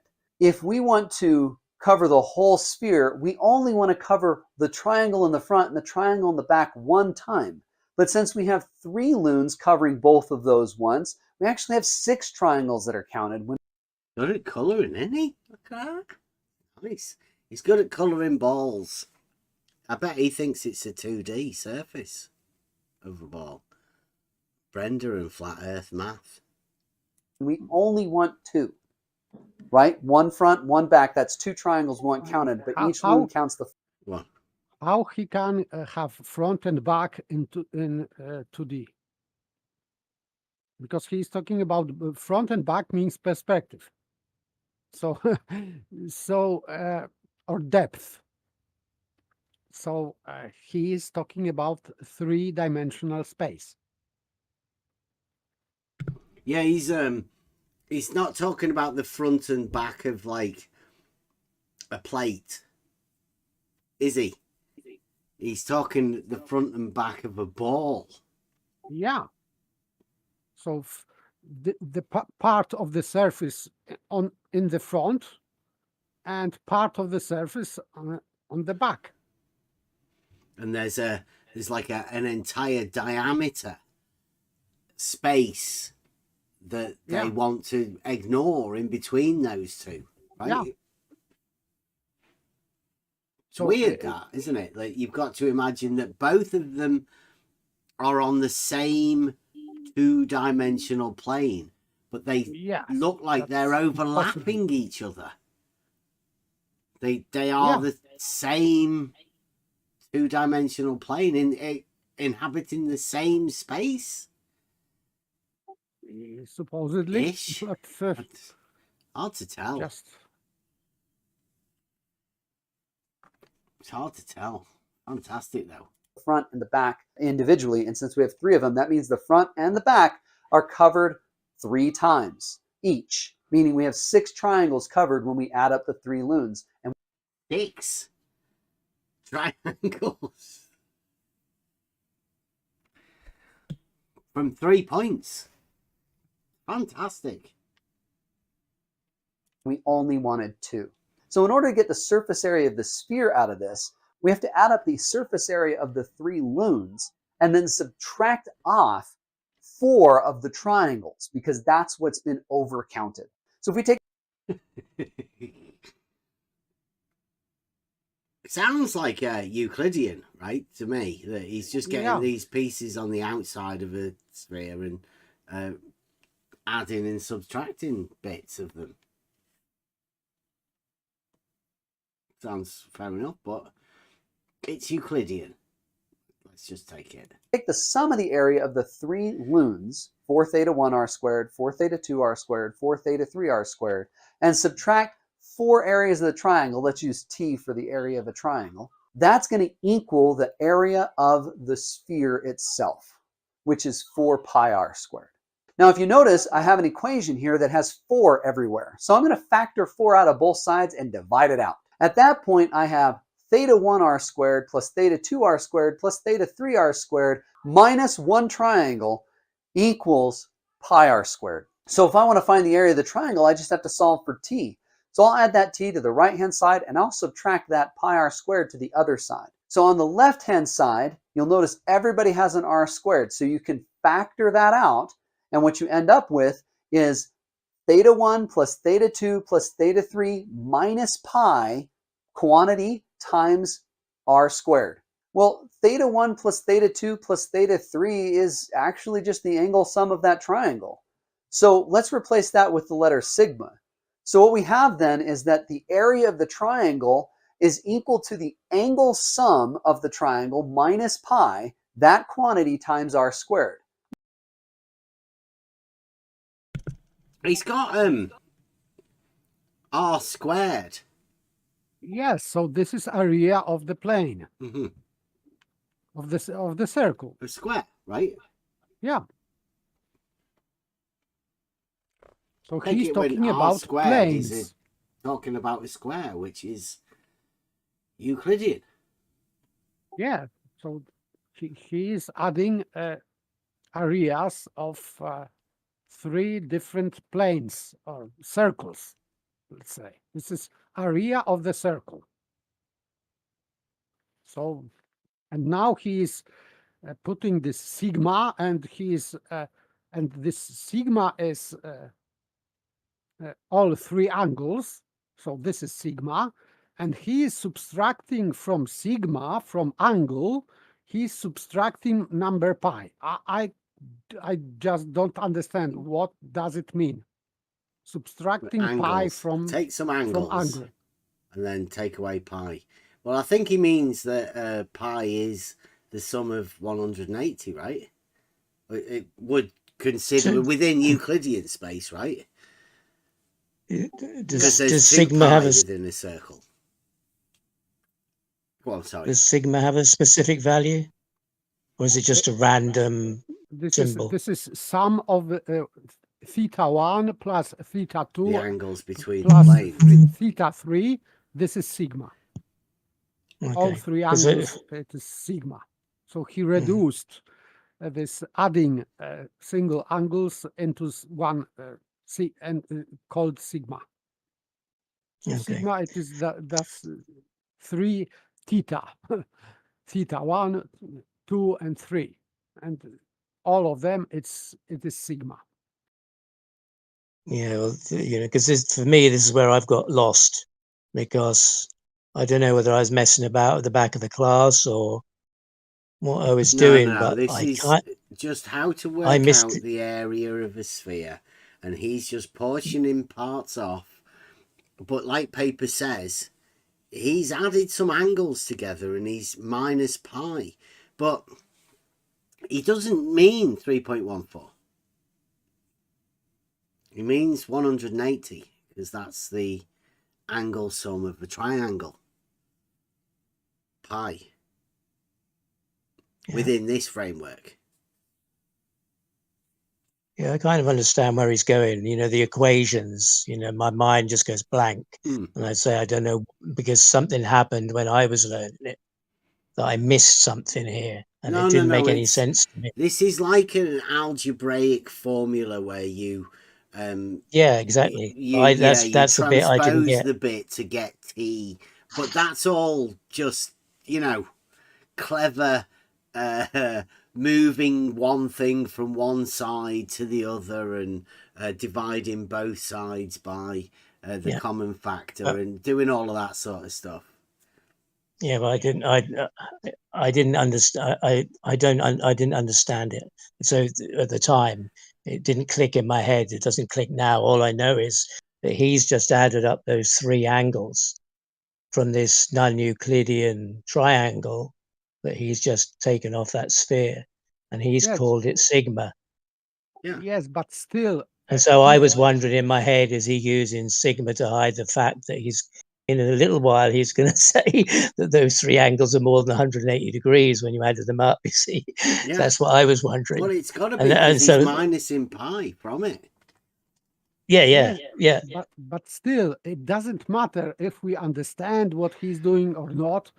We have, when he's closing brackets, we have r squared, and r squared means that this is area of planar area, not Yeah. spherical area, just planar.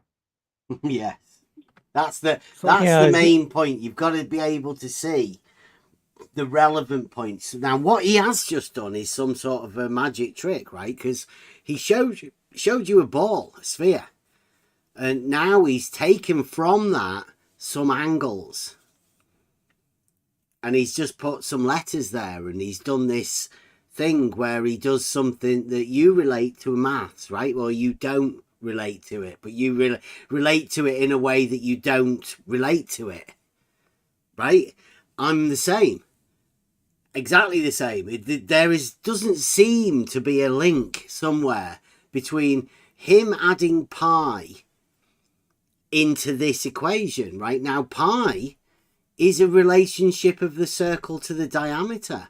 Well, he's got the radius here as well as pi.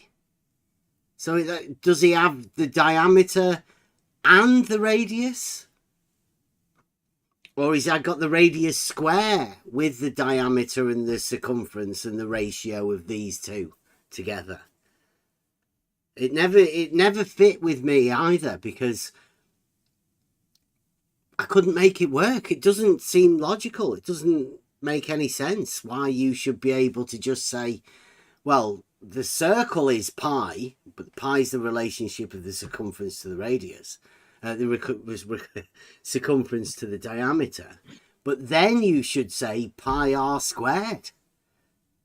Well, you've got a ratio and then a square of an r value. Yes, so we have diameter going inside of the sphere or ball, and we have radius, and this radius is, of course, from the center of the sphere. So he's doing normal Euclidean geometry, and he's using diameter because of pi, and he's using radius from the center of the ball. I cannot see any connection with spherical geometry here. Yeah. No, he's setting him I up for a stolen concept under the rug, right? Just keep it hidden. I mean, I understand where he's heading, but I didn't know this. You know, this has only come to me in the last few weeks. Yeah. You know, just being here around you guys and listening to your stuff and studying a bit, and that I understand where he's going and what the trick is. You know, that fascinates me, the point of the trick. And so for me, I can see this illusion can be easily passed over if you don't understand this foreign language he's talking, if it's a foreign language to you. And some of it's a foreign language to me, because I didn't, say I was just messing about. And when the guy, the maths teacher who told me about Sokotoa, it was just clicked in my mind, and it stayed there all these years. And I never had something similar that explained this algebra, is how to balance, the same way I have with chemical equations in chemistry, balancing chemical equations. There's something I'd really like to have somebody to show me, because I don't understand it. It's not logical to me in my head at this time, and it never was. And so I missed something, and I missed some vital information in order to be able to understand further. And so as I see this, is that I wonder about all the other people who also see this foreign language and just take it as given, because you don't know. You don't know the contradiction. You don't understand the logic. You don't understand the technical detail of the maths. And you go, oh, well, yeah, it kind of makes sense. Yeah, yeah, of course. And then you take it on and you repeat it to somebody else if they were to ask you, or you carry that subconscious image around in your head for the rest of your days, maybe, you know, unless you come across you mad guys and you think, hang on, that makes sense. And you start piecing some things together. And then if you're of a certain mind, you might want to know more or more detail, you know. So this now, looking at this, I think, got to understand what this guy's talking about. Otherwise, you know, anybody can lie. if this is of interest, you know, to me, which it is now, but this has only happened in the last few weeks. So I understand where he's going. I understand the trick that's being played.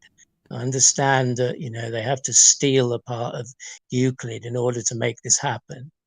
And I'm just beginning to kind of get to the bottom of that. And for myself, like you say, you know, you have to have it. You have to find it for yourself. You know, it has to be really new and for you to understand it. So that's what I was looking at. You know, I understand you understand it, but some of this to me is, it's like, oh, I just have to,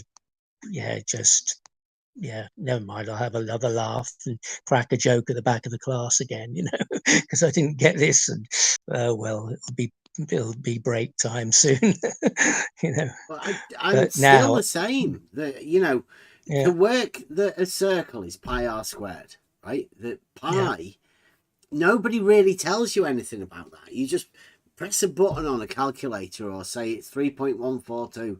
Right, and you put that in. Nobody at school ever said to me, well, you know, it's the ratio of the circumference to the diameter, right? It wouldn't have made any sense to me then when if somebody had have said that, because I don't know, I just didn't get it. You know, like you were just handed, what's the area of a circle? Pi r squared, right? You're just giving it. But pi's a ratio and the r is the radius, and that's a square. So how can this ratio times by this square give you the area of the circle? Like, you just have to take the number that's given at the end. But when you find out in a later date, now this is one of the lies that I don't think he's bothered telling people, that ratio doesn't have a numeric value. You can't have it. It's not there. Right. That's the big lie, right? Whoever is not telling them the truth, this is one of them. That answer, pi r squared, can't be done. Exactly. There's no number there. I was lucky enough in my youth to have a full-on geometry teacher, a teacher that I think really loved geometry, Euclidean geometry. And that teacher told me exactly that. Pi is not a number. If you get anything through your head, understand pi is not a number. It is a ratio. And it's not a ratio of a number over a number. It's a ratio of a thing to a thing. And that, you know, going on in life, that helped me tremendously to avoid some of the wizardry that's gone on around that, because Bev's right. Pi is not a number. You can estimate it. You can say 3.14, blah, blah, blah, blah, blah. You can go out as many, you know, there's challenges. How many decimal places can you memorize it out to? But you can never get to the end of it. So therefore, it is not a number. You can't have it. That's good teaching. Yeah, that was. Yeah, you were lucky. Yeah, and it stayed with you. You know, something clicked within you, and it's just lived there forever since. You know, it's great. Absolutely, C over D. C over D. But that pi, it was only a few weeks ago. Well, before I came here and found you guys, that you know, I was listening to another guy who said that, you know, that the value of pi on a sphere wasn't 22/7, 3.14. It wasn't that. you know, and I don't totally understand that, but I thought, oh, that's really interesting, you know, and that was the first time I'd heard that, you know. So, you know Was it a that. blue marble scientist? No, it was something I posted in a long time ago in the chat. I'll have to find it. I'll see if I can find the name of the guy. But yeah, no, he was a flat earther, really. Yeah, I'll try and find the link to that about what he was talking about. He was talking about that, about projecting that triangle out onto a sphere. Spherical pie, blue marble said he Yeah. called it. Yeah. Yeah. Yeah, spherical pie. That's right. Yeah. Yeah. So I can see how the illusion can easily be passed off to people. But the problem with spherical pie is that the radius isn't a radius. It's not a straight line. It's within the framework of what he's talking about here. But this guy, as he's writing this down, he's not talking about spherical pi. He's talking about Euclidean pi with a straight radius. It's very tricky, and I've been attempting to talk to some of the best minds that the globe has to offer, and they're apparently not within this arena, and flat earthers don't seem to get this either. Don't know why they don't want to take this on. At some point, this is one of the things that most people would just turn off. In fact, I think most people have tonight who have lost a third of people, because it just sounds strange. It sounds mathematical. It sounds like we're speaking a different language. We're not. We're talking about, the way people describe things within a relationship of just a sphere, a circle. Yeah, I think it is a different language for a lot of people. That's probably why they can't make it, kind of hard work. Well, for some it's hard work, but for others it's perhaps not. It depends what education you had to kind of get you halfway there, or a portion of the way. But in the essence, you are talking about the relationship between a straight line and a curved line, which conceptually you're going to have to do that if you enter this conversation or this argument or whatever. You're taking that relationship of pi, the straight line to the circumference, and you're bending your mind to have the space do the same thing. You're blurring the lines between that straight and that curved. And it has some very strange consequences, not just within geometry, but within your mind. If you allow your mind to go to this place where you blur the lines between these reality and non-reality, then I don't know, strange things happen. And I'd rather stay in the reality side, because I've seen what happens when you go the other way.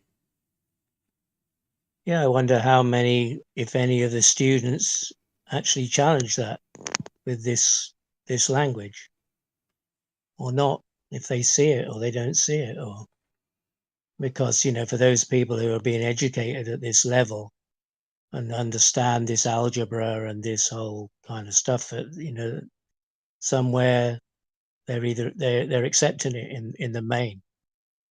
I wonder how, if any, or how many would bring up that question. Well, hang on, this is Euclidean, like you are, or asking the questions that you're asking, because obviously this can be passed off without question, even though it's a contradiction. But if you don't, not only have you not understood Euclidean geometry, right, but you might not have ever heard of the trivium. You know, how grammar, logic, and rhetoric are all linked together. Maybe you've never even heard that. So maybe you've never heard of the law of non-contradiction, and see how that works within principles of deriving this understanding and reasoning. I know my development has come immensely, and thank you, Raven, for bringing the trivium, because that was the piece that was missing. Not the entire trivium, but I didn't really get grammar as much as I understood mathematics, because my mind obviously was a little bit more logical and didn't see the link between words and logic, because the words seemed to be able to be the ones that could portray lies. So I never saw the link until Raven brought the trivium, and then that showed us the link between the grammar, the logic, and the rhetoric.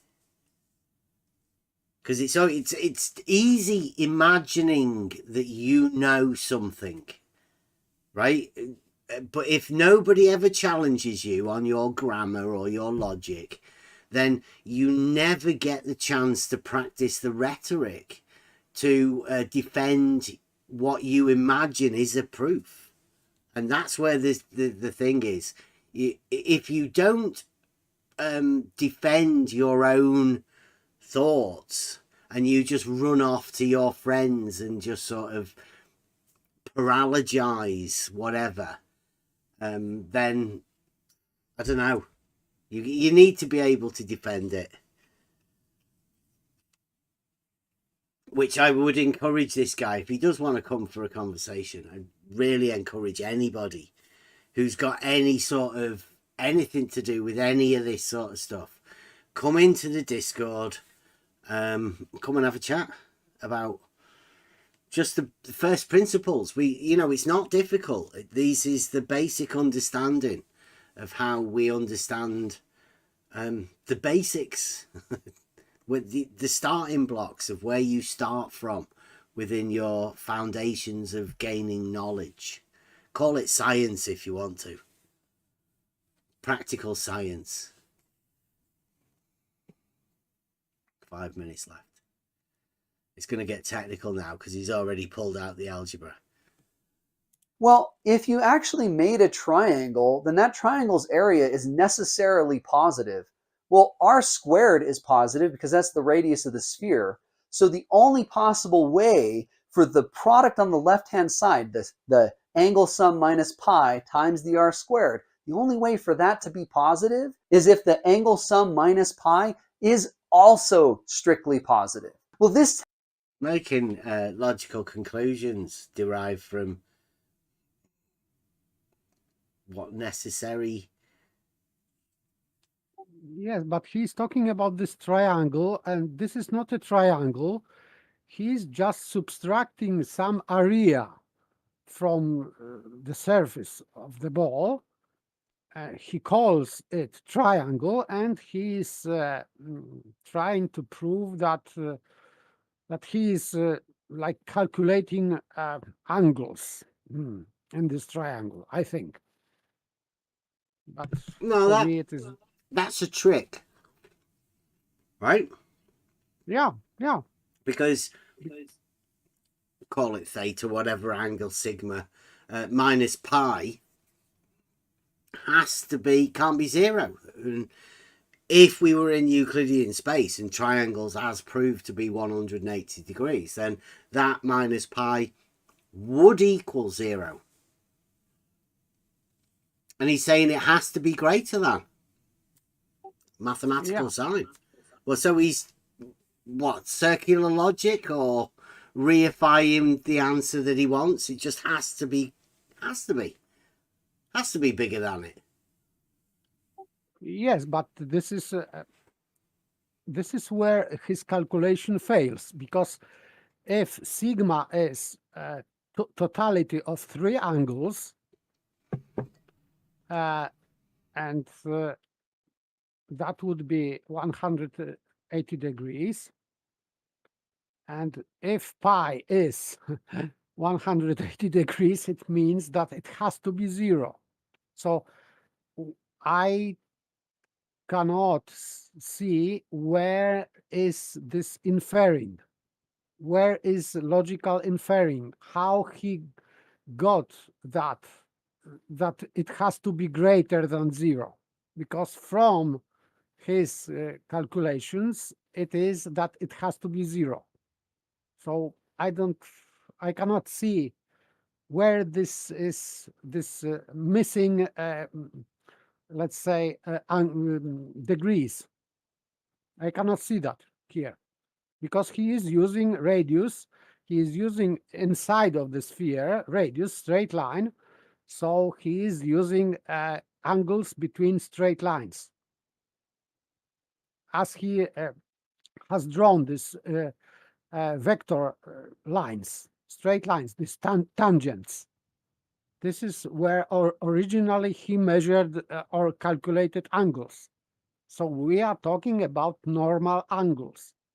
And of course, it is only 180 degree. So this sigma as a total of 3 theta, theta 1, theta 2, and theta 3, this is sigma, it has to be 180 degrees, no more. And when he is subtracting pi from that, which is obviously 180 degree in his calculations, it has to be 0. I cannot see. Yeah, no, where... he's just put that thingy sign saying it has to be greater than 0. Is Yes, greater than, so therefore he's putting a positive sum to the angles of his triangle. It has to be bigger than. Yes, it has to be, but it is not calculated in his calculations. No, it's just, he's wrote it there, hasn't he? It has to be bigger. Yeah. That's all that he's done there. That's a little bit of a trick to say that, you know, mathematically, he's just wrote has to be bigger than 0. Because it can't be 180 degrees. It just can't be. Yes, it can't be according to this spherical triangle. Yeah. But he didn't prove anything. No, he's just said it can't be. That's how easy it is to fool people with these mathematical things. Ed Bear will tell you, right? At this stage, he hasn't defined the angles, has he? No. He's just given them a t or a sigma. Yeah. He knows in his head that he's going to come to that. He's going to come to the triangle that's more than 180 it has degrees. To be, yeah. It's by the but, you know, very this is thing the that he's illusion. wrote down there. He might just say, yeah, it has to be. Yeah, and it just lies in that greater than symbol. Yeah. And that's it. It's clever, isn't it? Right? Yeah. That's how that's what I mean. You know, yeah.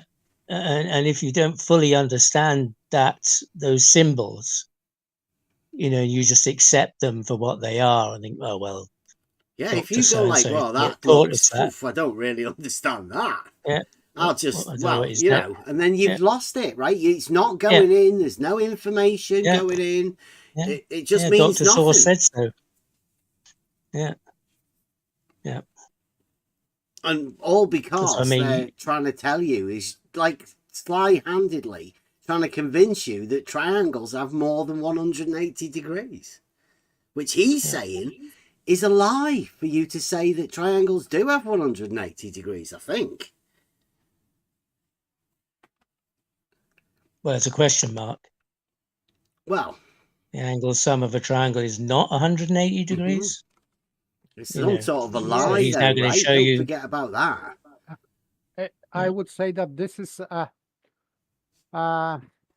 maybe YouTube policy, because if you are spreading misinformation, because it may be considered as spreading misinformation, but if you are put question mark at the end, this is not misinformation because this is a question. This is, for example, many YouTubers are doing that kind of thing, that they are putting a questionable thing in the title, and to be not to be accused of spreading misinformation, they just put question mark at the end. And that's it cannot be considered as spreading misinformation. Mm. So You this is reckon? the way. Yeah.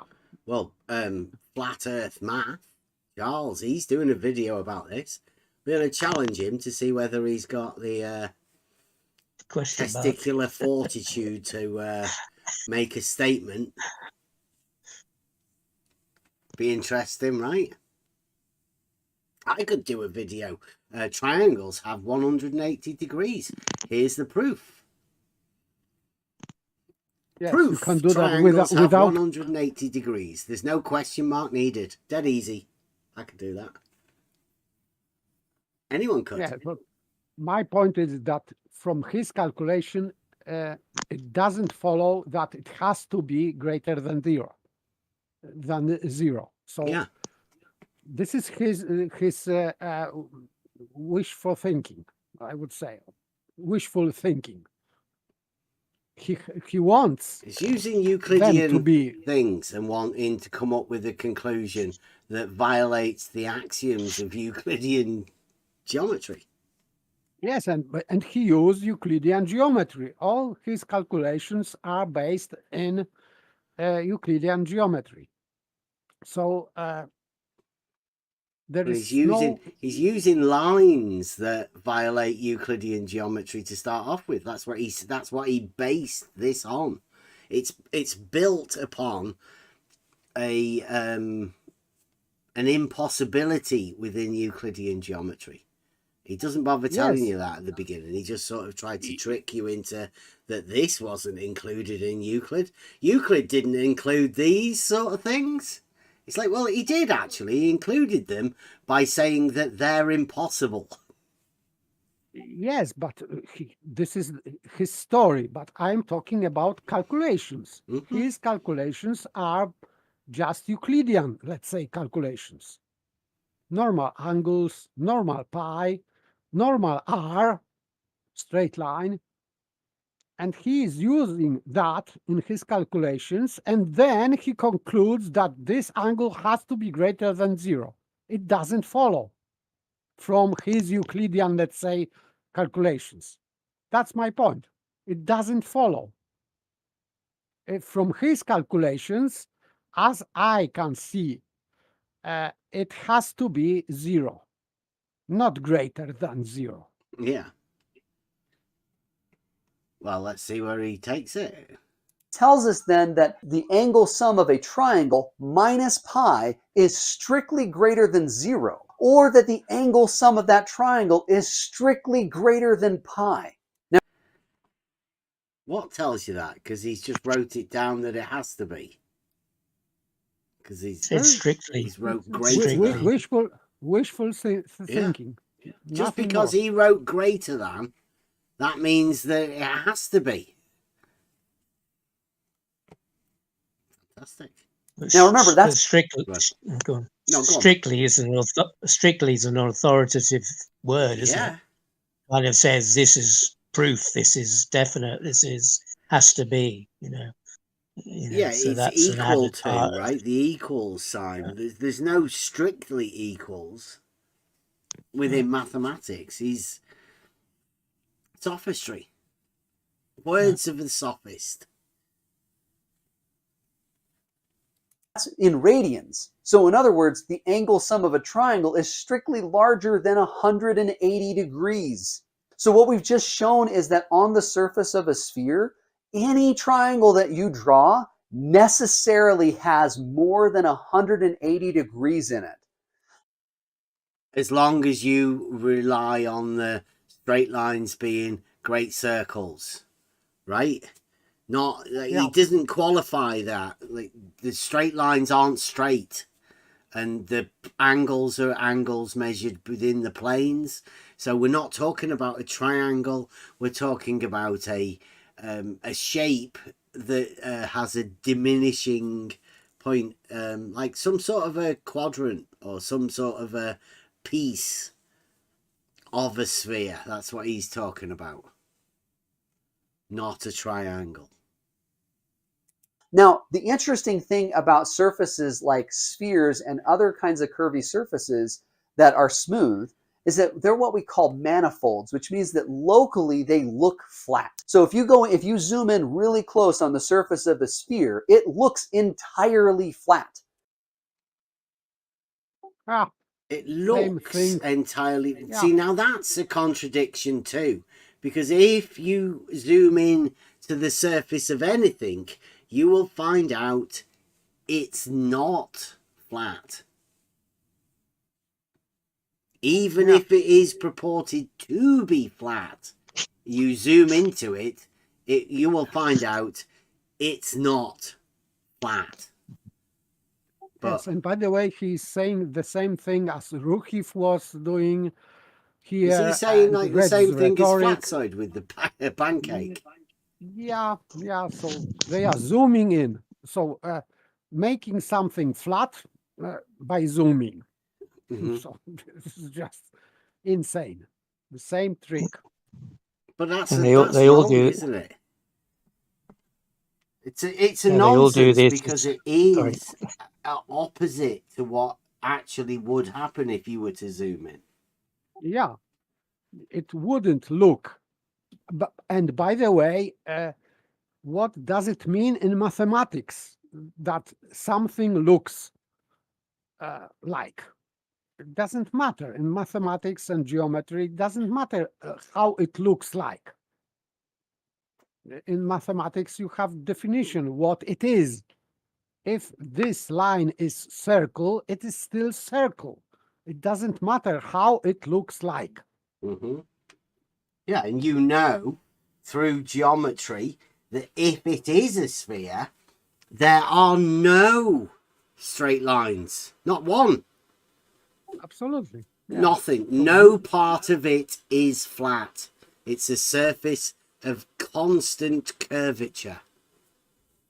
So like you say, it doesn't matter what you look like or what it looks like within mathematics. This point here is where this guy falls into sophistry.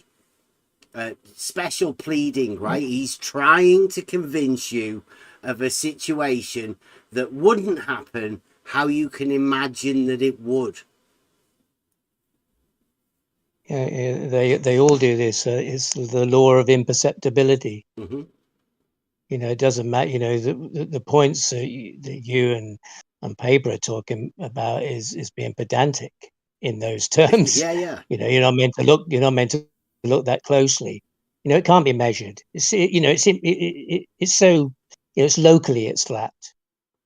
You know, it's imperceptible. You can't measure the diverging verticals. You can't measure them. You have to go miles and miles to see it. You know, if you zoom in here, it looks flat. It looks straight.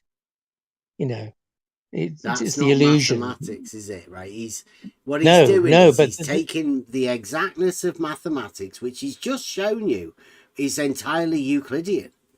And now he's trying to convince you that if you look at something using optics, should be a hint as to what goes on in this arena. If you use optics, you can fool, or you could be fooled by your eyes into thinking something else. So he's trying to relate mathematics within the minds of people like you, Bear, and like me as well, and my missus and all of that. He's trying to equate that into something that you can't see, right? Your inability to comprehend the nonsense that he's talking about. He's saying now you can't see it either. Yeah, I mean, you got to have. Sorry, go on, Paper. You cannot see this curvature because you zoomed in, but curvature is obvious. So this is how he and Globers are proving that the Earth is a sphere by zooming in, and you cannot see the curvature.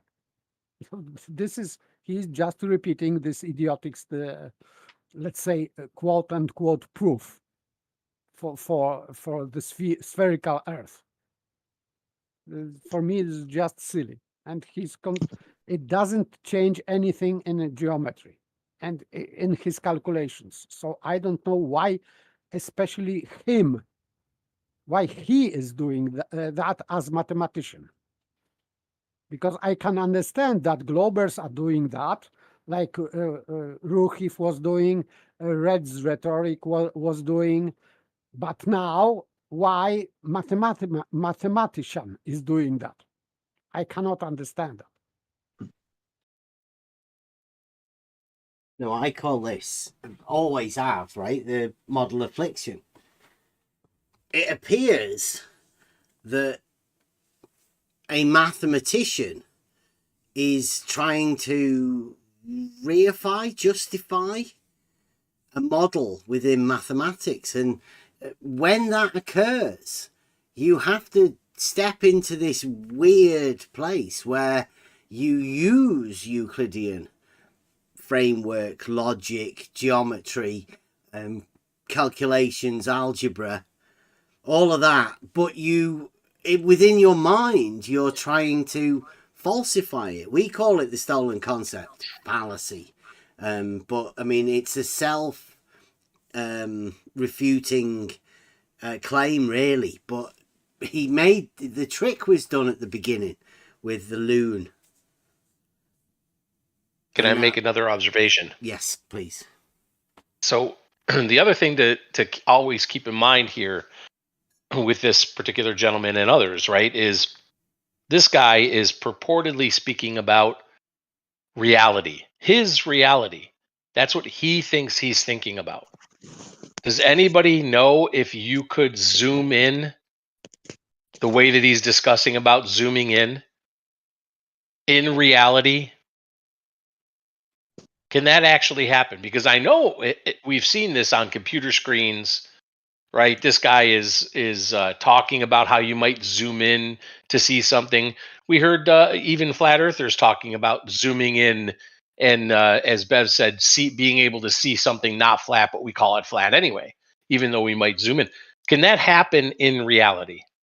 It's zooming into some soil, a rock, right? Bit of Right. water on the ocean. Like where would you be zooming in? Exactly my point. Yeah.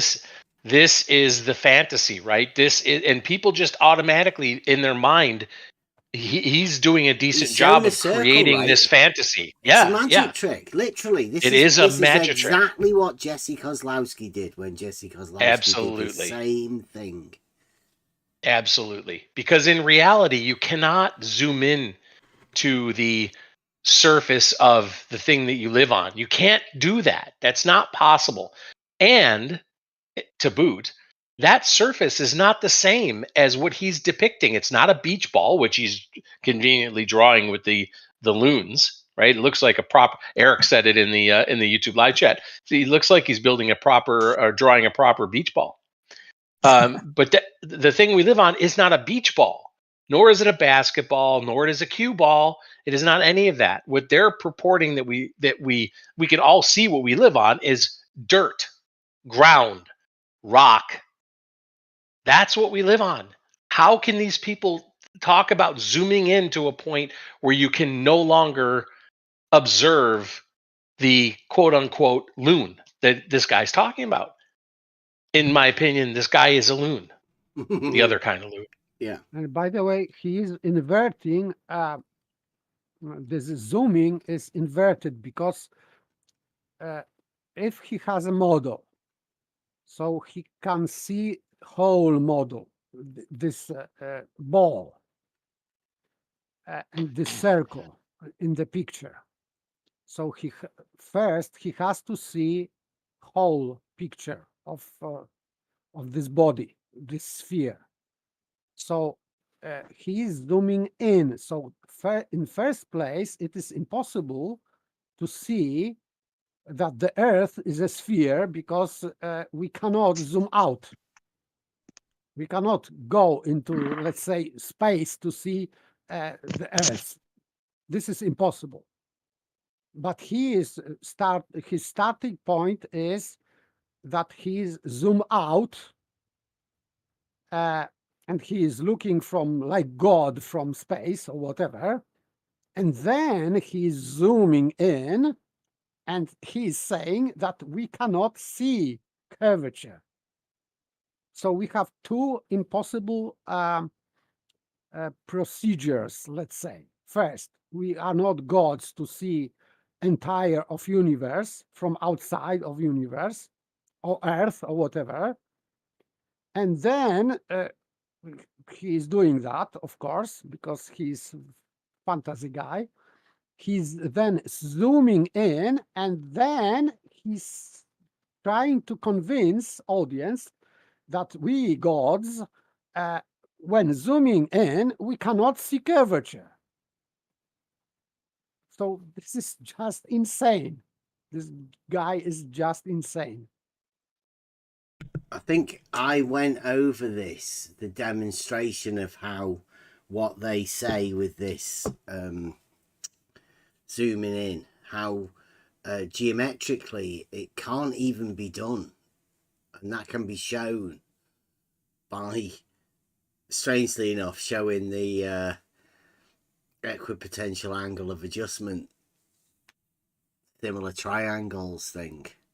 I have to set that up again sometime, show you how that works and how to set it up within GeoGebra, to prove once you show something other than the straight line.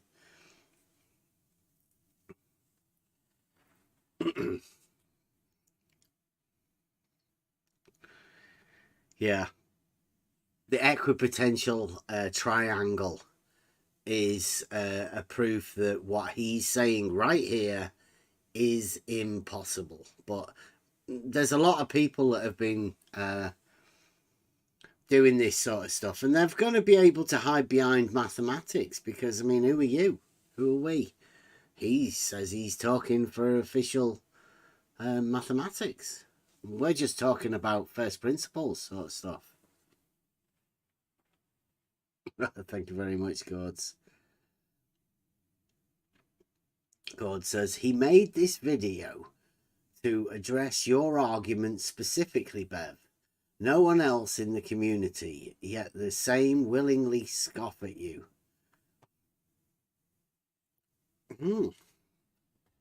Well, I mean, it's geometry. Like we've always been saying, that this is the essence of geometry. To me, I put my finger on it early enough, right, that I'm thankful for it. Geometry is much more than lines, squares and triangles. It's an entire system based in logic that teaches you how to form an understanding, how to realize proofs, how to demonstrate to yourself and give that stuff to you. It's not for everybody. But what should be for everybody is the ability to see the nonsense and to trust yourself, like Airbear was saying earlier, right? It didn't make sense. Well, for some lucky people, they don't go into it too much, because that's a shield. That's Logos telling you, just leave it alone. Let them go. Because the more you ask questions, the harder time you will have of it, because nobody else has the answers. They just parrot what they've been told. The shadow giants are there to take all of this stuff. Well, I'm just here pointing out to people that if you derive the answers yourself and not rely on these people, then some of the questions that you might find yourself asking are just too much for these people to answer. So they snap and fight back. Much like Nathan Oakley does. He, you know, he's angry at the minute. And, you know, lots of people are going to do that. Now, I would imagine that this guy who made the video, if he does watch this, please don't take offense by anything we're saying. We're saying that you think differently than we do. No big deal. I can justify the things that I'm saying through a Euclidean framework. I'm not so sure that this guy can do the same, because he seems to be using Euclidean framework too. Yet he's also denying the Euclidean framework by using the loon to start off with. So I don't know how you justify the two or link the two. I'm not so sure it's possible.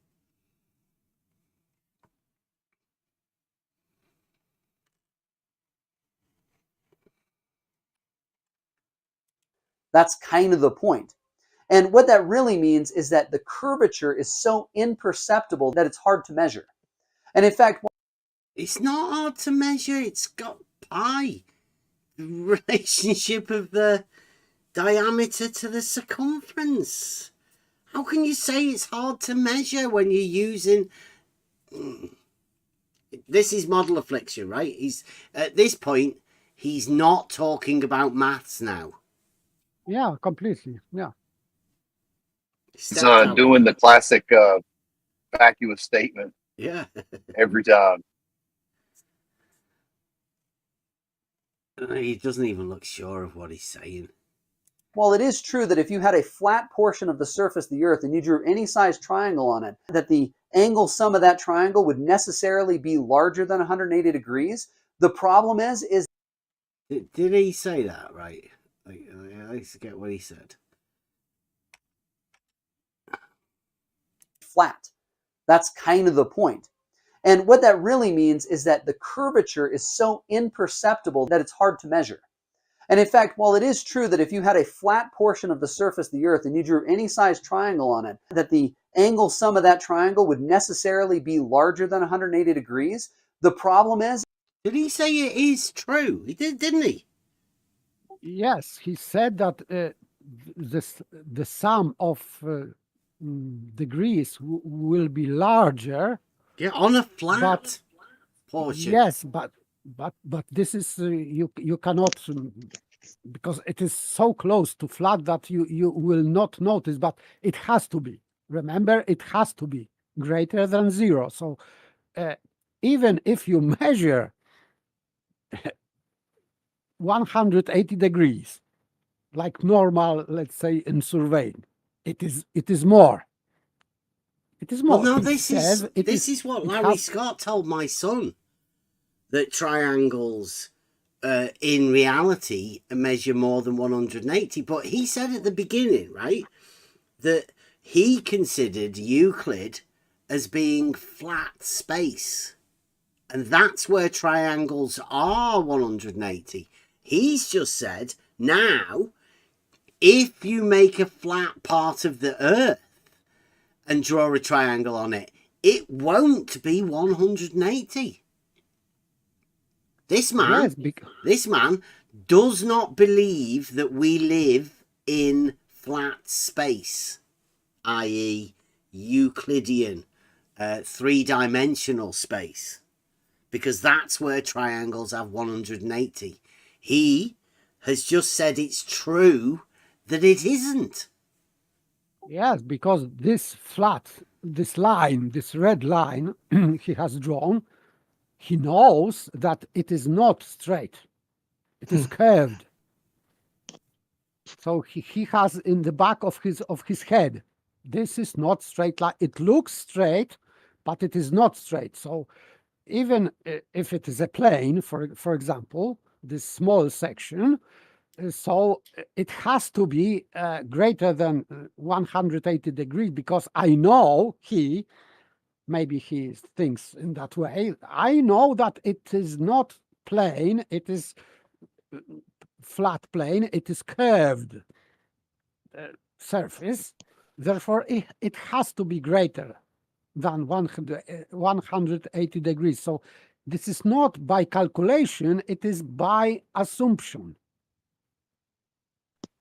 So this is begging the question, of course. Well, hasn't he just played a mathematical trick by saying he's violated Euclidean geometry, gone into this other geometry on the surface of the sphere, then done you can zoom in and not tell, and now he's reifying flat to be not flat.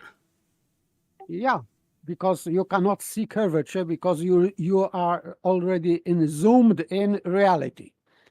That's why you cannot see curvature, but this curvature is existent there, and because it is curvature, which you cannot see, but it is still there, therefore it has to be greater than 180 degrees by assumption. So he is relying on this assumption. This is begging the question, of course, but this is what he's doing. Even It's if just a paralogism wrapped up with a bunch of vacuous statements. yeah. So he is saying he's starting from this globe, and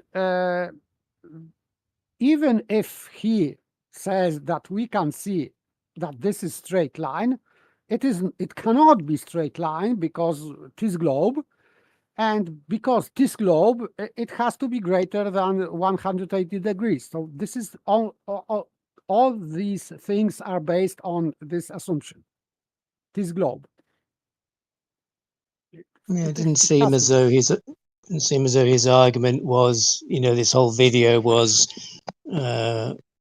as an opposition to flat, but he's just brought it there. He's said flat a few times. He's said zoom in and it's imperceptible. It could look flat. You couldn't tell, but the angles of this triangle that you laid on this imperceptibly curved surface that's flat, you can see those angles. You can measure those, and they're definitely more than 180. They're not imperceptible. Yes, this is what he said. So, but he's brought it to that in the mind about flat and the flat surface, and it's almost like saying, well, you might think it's flat, and everybody, people say, oh, the Earth is flat, but actually, if you zoom in, you can't really see it. This is that law of imperceptibility, except the triangle is perceptible. He knows it's more than 180 degrees. Yeah. This is the same thing what Blue Marble Science was talking about. That if you have small spherical triangle, of course, these angles will be closer and closer to 180 degrees, but always it will be greater. But this difference will be smaller. So this is he is talking about that. So even if you measure triangle as normal triangle, it is not true because we live on this globe. That's why it is impossible. Yeah, you can only do that if you're under the age of 10 or 11. You're only allowed to do that. Over that age, then you've got to measure a different triangle. Yes, that's pseudoscience. This is fantasy. I don't understand why he's talking about that. And he proved that he's using Euclidean geometry, that some of the angles has to be zero when you subtract pi, and he says that it has to be greater, and the same thing he's doing now. It looks straight, but it is not straight. So you measure 180 degrees, but it is not 180 degrees because it is larger. Why? Because this globe. That's it.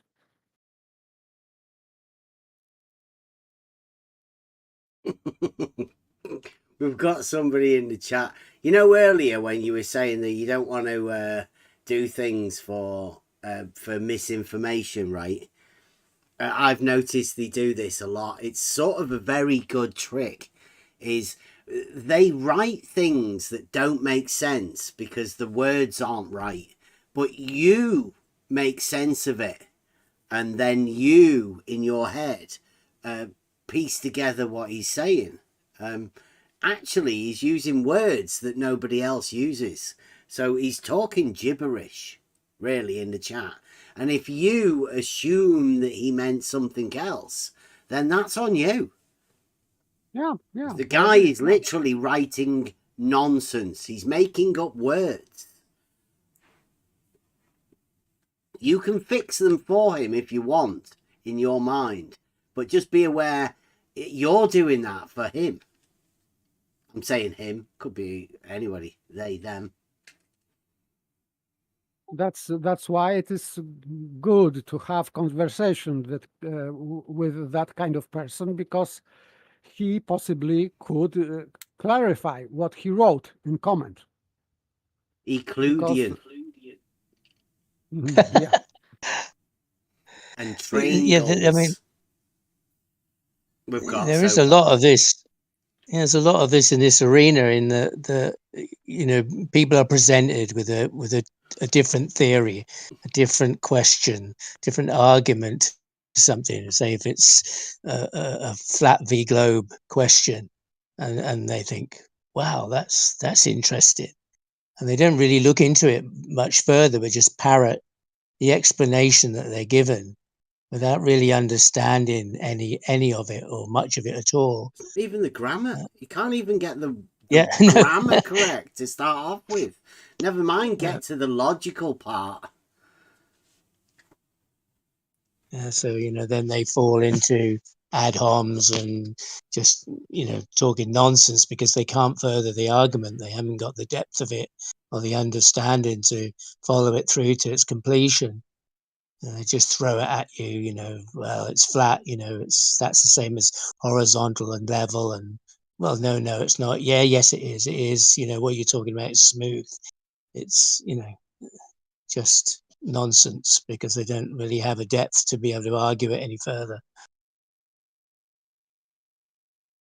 And the goblin is trying to discuss in YouTube chat, but we live in Euclidean space because it is 3D space, and this spherical geometry or whatever space is just part of Euclidean space. And as I said before, part is not a whole. It means that this non-Euclidean space belongs to Euclidean space, which is impossible because part cannot contradict the whole. This is also... Don't forget the bit where he said this is not Euclidean geometry. He's right. He's right, though. You can't fault him on that. Maybe he is doing these mistakes. On purpose, yeah. But still... it's better than having a real argument, isn't it? Just making spelling mistakes. Because then you can always say, oh, he's just picking up on the spelling mistakes that I'm making. Right, because he's not making any argument. Yes, I know. But still, if we have 3D, so 2D is part of 3D. And part of 3D cannot contradict. So these two dimensions within 3 dimensions cannot contradict the whole. So I don't know how to argue in favor of the spherical geometry, because spherical geometry, if it is 2D, it has to be part of 3D, and 3D space is Euclidean. This is simple. Yeah, expressed most easily within the XYZ Cartesian coordinate system. Everyone should be able to understand what that is. Well, that is based upon perpendicular axis in Euclidean geometry, the Euclidean space.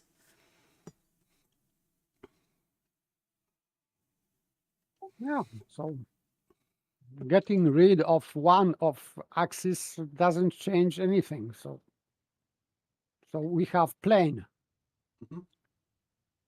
instead of cube. We have a plane. No, I'm sorry, Goblin. You could summarize it if you would like. Just go through the notes of what we've been saying, summarize it all up, and then send it off to him if that's what you feel like you would like to do.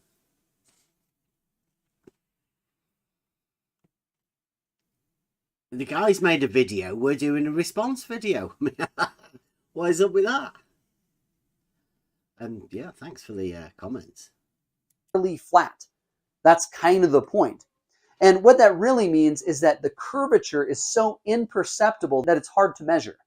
And in fact, while it is true that if you had a flat portion of the surface of the Earth and you drew any size triangle on it, that the angle sum of that triangle would necessarily be larger than 180 degrees, the problem is that the difference... So tell us that it would necessarily be true, but then tell us there's a problem. This guy's so bad at what he's doing.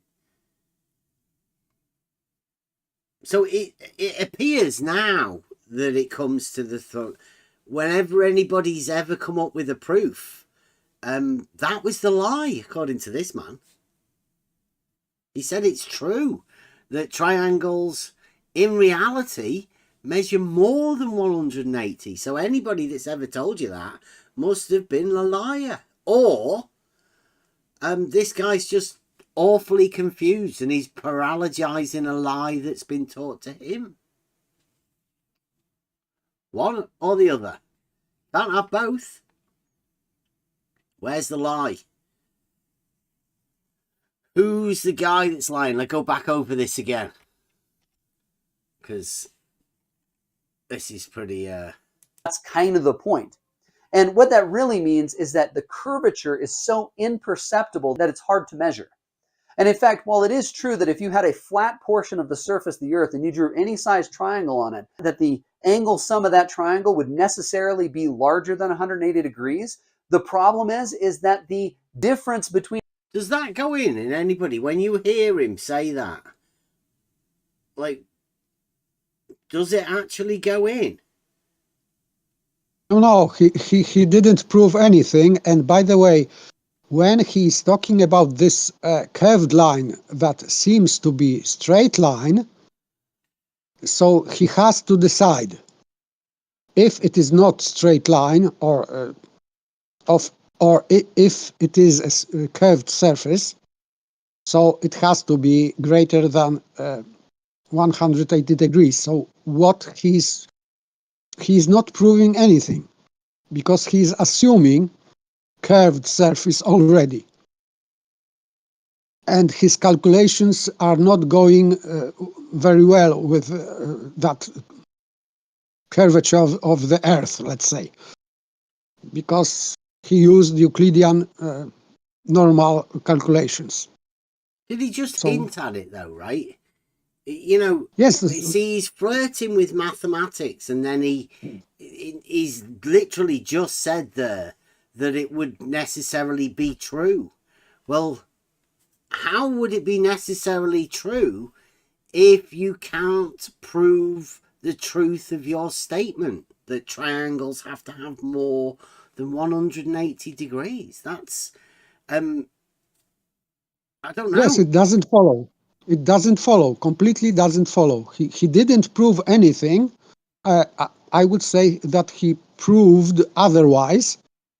He proved that triangles have 180 degrees, and then he's saying that this proves that it is greater than 180 degrees. Complete nonsense. For me, this guy is just insane.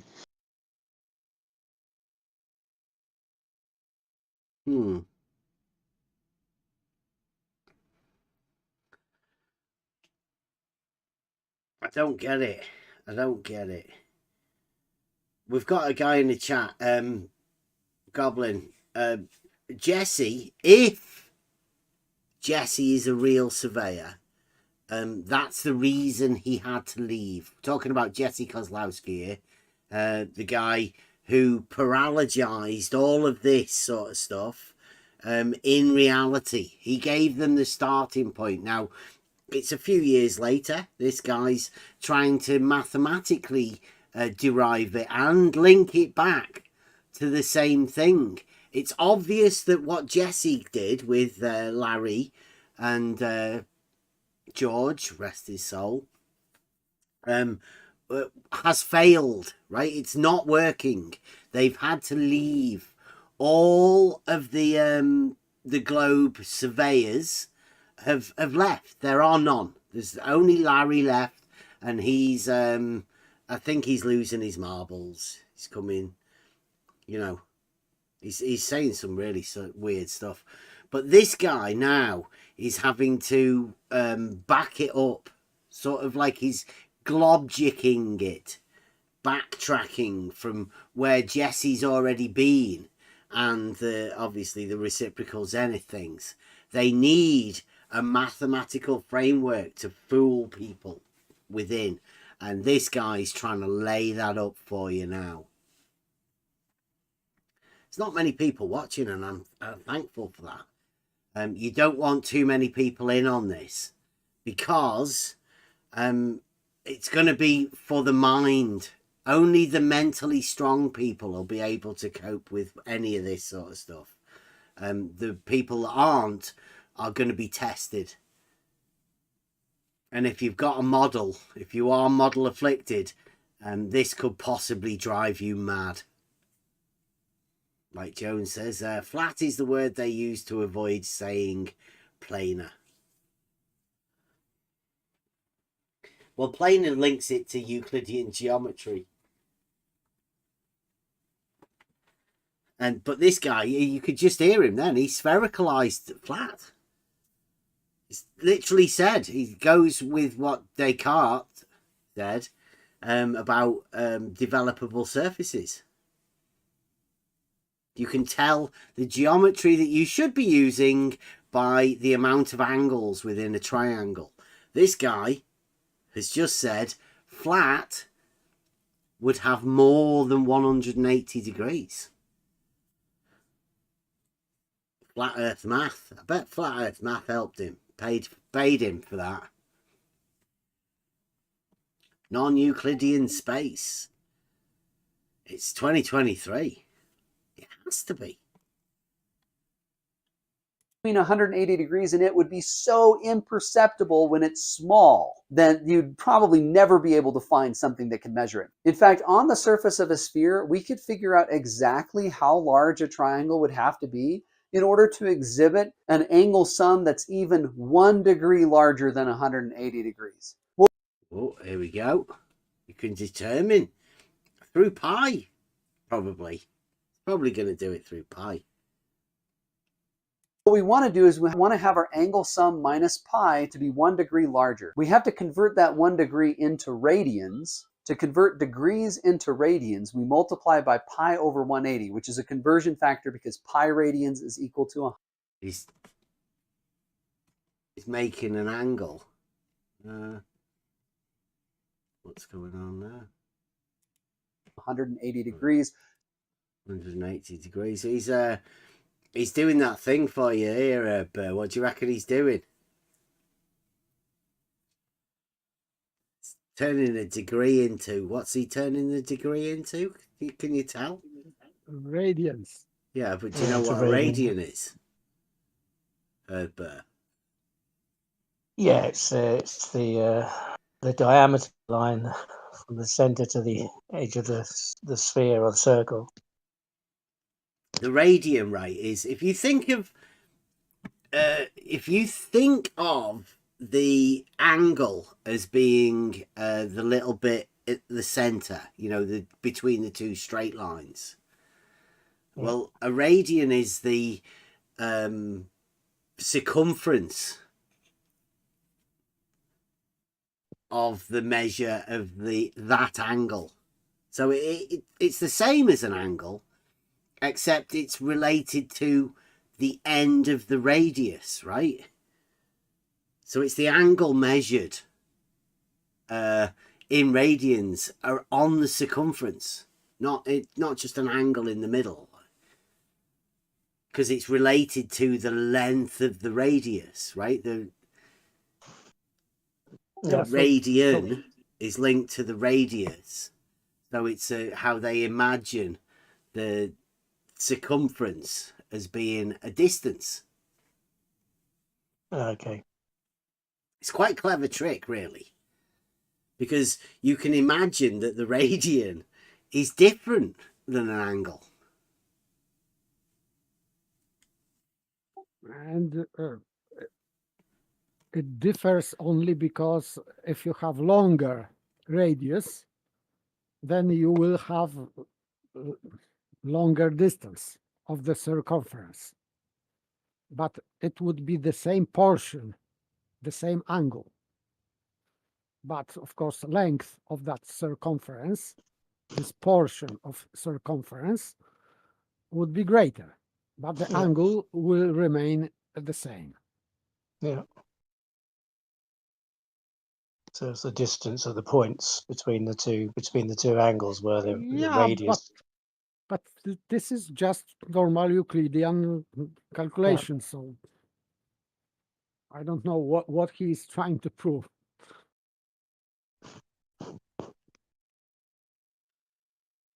This is just trying to convince you through a mathematical equation that a radian is the same as an angle. I don't know why he's using it. Why they don't use angles?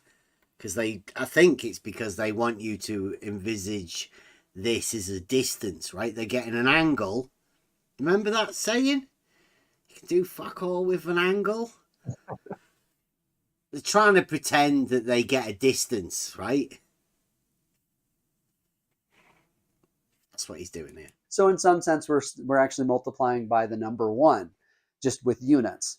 So 1 degree times pi over 180 is just pi over 180. So if we take our angle sum and subtract pi, we want to get pi over 180. So a triangle on the surface of the Earth, in order to have an angle measure that's 1 degree larger than 180, so to have an angle measure of 181 degrees, would have to have a surface area equal to pi over 180 times the radius of the Earth squared.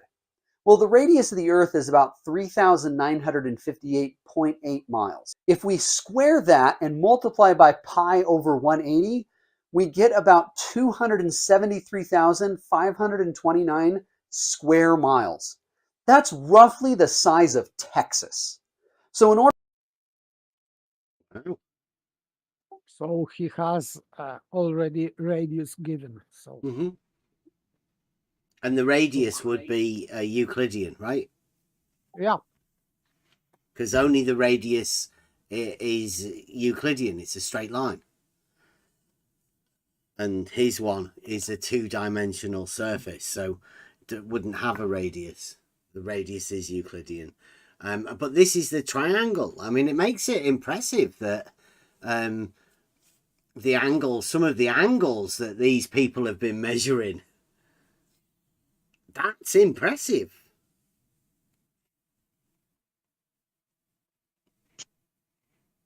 Jessica. No wonder Jesse Kozlowski's not around anymore. I mean, look at it. The maths doesn't even seem to fit. Ask Larry. Was Larry Scott around here somewhere? He's the expert. In order to have a triangle on the surface of the Earth that has an angle sum of 181 degrees, that triangle would have to be about the size of Texas. And if you want, try drawing a triangle in Google Maps that's about that big. And guess what? It'll be about 181 degrees in angle sum. Wow. About. He's very, he's a proper mathematician, this guy, isn't he? See the way he shrugged his shoulders when he said about? I mean, look at the confidence in this. Size of Texas. And if you want, try drawing a triangle in Google Maps that's about that big. And guess what? It'll be about 181 degrees in angle sum. You'd definitely trust a man like that, wouldn't you, salesman? Google Map. Believe him. But why on Google Map? Kevin here is a body language expert. You want to hear again? I think it's brilliant. Texas. Look at this. And if you want, try drawing a triangle in Google Maps that's about that big. And guess what? It'll be about 181 degrees in angle sum. In fact, you can see a really crazy one. Whoa, a really crazy one. That's what mathematics needs, right? Some craziness. Some craziness, yeah. As if he hasn't been talking nonsense Let's throw a bit of crazy in there too. You start at the equator, anywhere on the equator, and you go straight up to the North Pole and turn 90 degrees and then follow that down back to the equator and then turn back and go along the equator. Now remember, all of those motions are going to be great.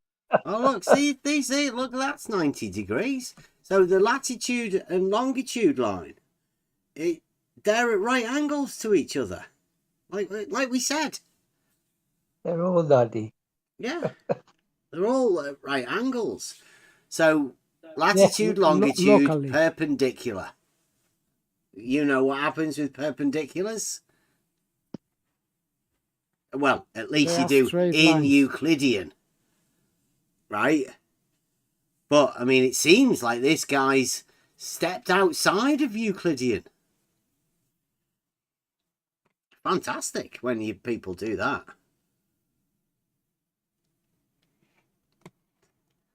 Great circles because they're the straightest possible lines you can pick. You'll end up getting back to where you were, and you'll have a triangle made of the straightest possible lines. So each edge is a geodesic. You'll have a triangle that has 3 right angles in it. No, you won't. No, straightest. There's no such thing. He said possible straightest line. No, it doesn't work. Line is straight or it is curved.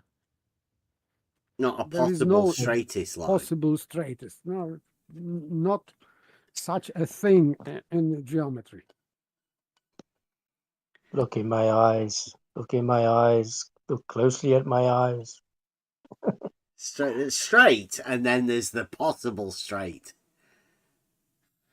Yes, 270 degrees as far as I can see. Looks real to me.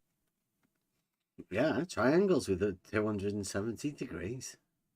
Fantastic. And has an angle sum of 270 degrees. Okay. Pretty crazy. Pretty crazy, right? Yes, fantasy, yeah. it's just an eighth of a sphere. You've just chopped an eighth of a sphere and you've got a quarter of a semi-sphere. That's it. Well done. As you said earlier, the angles between the planes. You've got 3 planes. You've got 3 right angles. Much like that thing I showed you earlier. Exactly. 3 right angles. In fact, it turns out that Oh, go on. Sorry. It has nothing to do with the surface of the sphere. No. So But that's where his 90-degree tangent from the beginning came in. Yeah. He measured it on a tangent. There it was. You know, he's now produced it. I There's wonder 3 how of them this now. guy would do with LIGO, right? Because that's reality. I wonder whether that would become a tangent. Would it be straight or would it be curving upwards? How would that cope with elevation? I hope this guy comes for a chat at some point. I really do. I don't think he will, but the door's open. Want to come and have a discussion about this sort of stuff? Please do. that some surfaces have angle sums that are less than 180 degrees. If you have a hyperbolic paraboloid. A what? It's 5-sided squares. I bet he's going to mention 5-sided squares. And you try to draw geodesic triangles on that, the angle sums of those turn out to be less than 180 degrees. Do you notice the way he's calling it geodesic triangles? Interestingly enough, I hope everybody knows that a geodesic or a geodesic in reality, a Euclidean space, is a straight line. The traditional straight line, right? There's no need to call it a geodesic. We just call them straight lines. That's what we used to. It's only when you want to convince people that straight lines aren't straight, you use the word geodesic. And in fact, we call these types of surfaces positive or negatively curved depending upon this. If I have a surface and it has an angle sum larger than pi for every triangle that's on it, we would call that surface positively curved. Larger than pi at two right angles, what he means. Sum of two right angles. Larger than the sum of two right angles, which obviously violates Euclidean.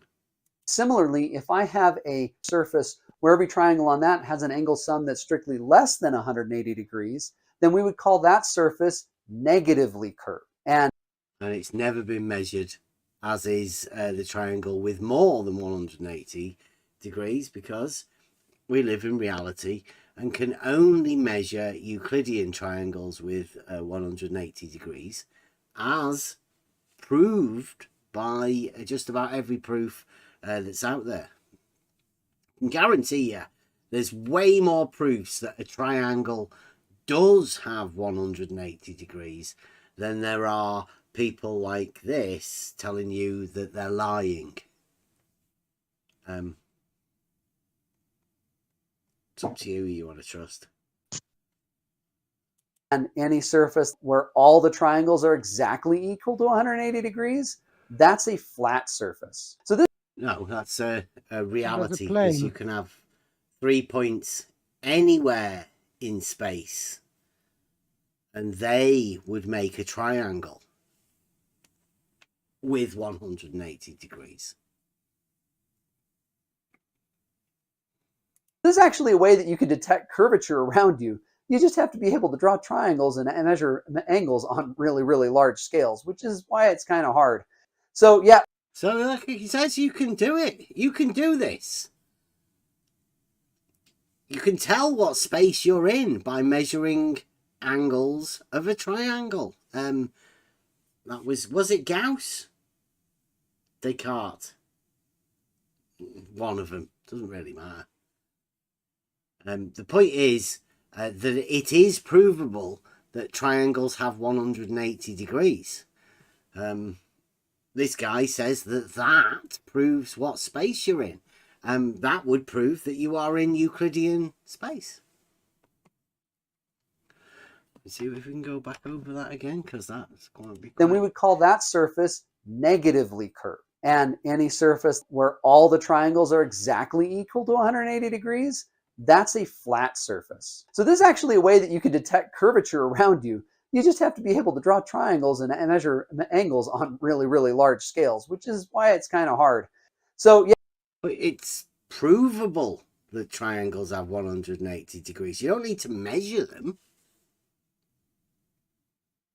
In fact, the proof shows that you can't measure them. I think that's what these guys are playing with, right? That idea that it can't be measured when we know it can't be measured. Triangles are perfect. You can't do that. Yes, you can do that. And on contrary, he has only this undetectable curvature. So this is his contrary. So in reality, we can measure triangles with 180 degrees. And on contrary, his counter argument is that we have curvature that we cannot detect. So he is just losing his point completely.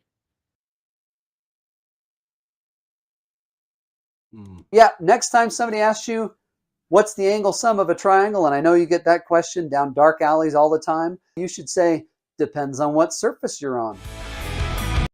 No, you should say, absolutely the sum of two right angles. It's provable in Euclidean geometry. You don't need to measure them. And 3 points in space will be connected by a straight line, the shortest distance between those 3 points. Yes, not necessarily on the surface of the earth or whatever. Yeah. You can do it in the air or on vertical plane. So well, theodolites are always not on the surface, right? The legs are on the surface, but the actual theodolite, the angle measuring thing, is elevated at an altitude above the surface. So would the measuring rod be, or, you know, whatever, your prism, your target. They'd all be above the surface. So none of this stuff that he's talking about relates to the stuff that Jesse Kozlowski was talking about, because that's above the surface and off the surface. Hey, Sean. Welcome back, Sean. Spherical trigonometry is Euclidean, Sean. Welcome to reality. You want to come in? Come and have a chat, Sean. Flatsoid's been bashing you. I'm not too keen on that. He said you can't have circular horizontals. I think that's what he was Wait, calling is that you the for, hawk? Sean. It is, yeah, he's there. He's there. Come on in, Hawk. There's a safe landing here for you. Come on in, Hawk. We've got a few guitarists. You might be able to queue up a sale or two.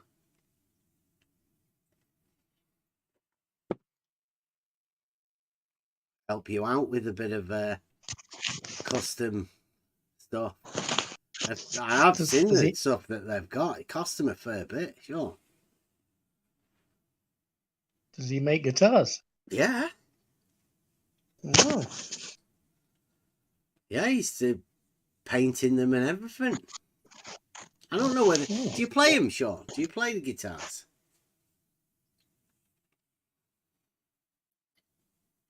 You could do the Polaris circle. The circle of the GP of Polaris. I'd like to know if Sean did that, but I don't want to pressure you, Sean. But maybe I've been cheating on, because we've had another guy talking about Polaris, and I said, like, I don't really want to do that. I'm still holding out for Sean Hawkins.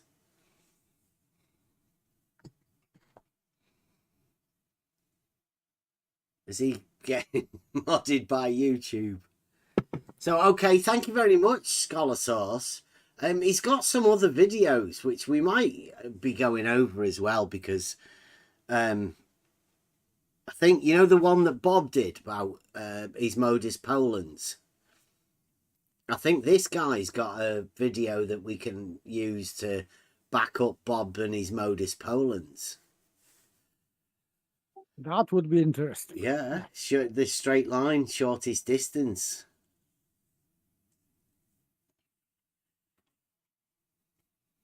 Maybe this guy's got like an entire channel dedicated to debunking stuff. So let's have a look at some of the comments. We went over that the other day, didn't we? Let's see if So in this series, let's go. Still only 620 views, so not many of you have been out there and watched it. Euclidean Space, and then I said thanks for the reply. We're a small YouTube channel that deals with first principles of thought and gaining knowledge. Your opinions and critique of our review will be welcome. We'll be going over this video live on Monday at 8 PM UK. Addressed it to him, so that's what we're doing right now. This is the wrap up to this. So if he, I don't know how long we've been going over that. Good 3.5 hours. We did well. Yep.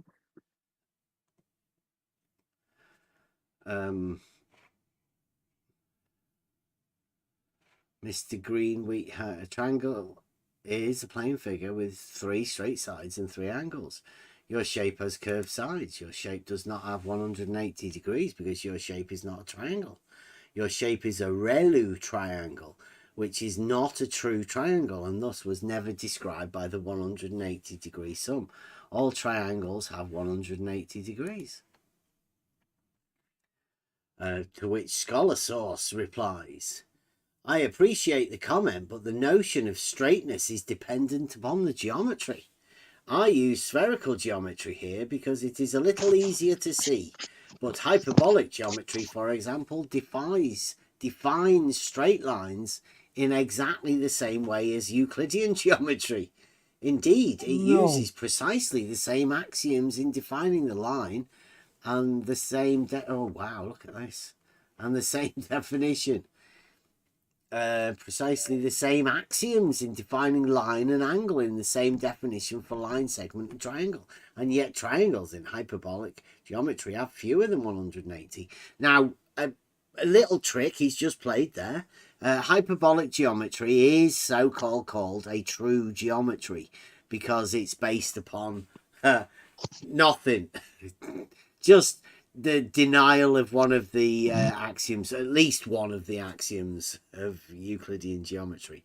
Now, he's just been talking about spherical geometry, which isn't a true geometry. And it isn't a true geometry because it's based upon the framework of a Euclidean sphere. And therefore can never be a true geometry based upon the principles of Euclidean geometry, like he says the hyperbolic is. Spherical is not that. It's definitely a not. And he's giving example that definition of straight line in within Euclid is the same as in spherical geometry, and it is not. Because Euclidean definition is the line that lies evenly between extremities. And I don't think that they have the same definition. It's the child's explanation that they sound the same. They're both called straight, and that's it. Yeah, he's going to go on to do that. This is fantastic. He said, in every meaningful sense of the word straight, the great circles are straight in the 2D geometry of the surface of the sphere. No. No, it is not. There's no intrinsic definition of straightness that could distinguish between the notion of a great circle being straight on a sphere and a line being straight on a plane. Let me read that again. There's no intrinsic definition of straightness that could distinguish between the notion of a great circle being straight on a sphere and a line being straight on a plane. He is wrong. Calls it a circle. Yes. In Euclid, we have straight line defined as lying evenly between extremities, and we have definition of circle or circumference. So, and they are different. So he's just wrong because he's saying that there is no difference.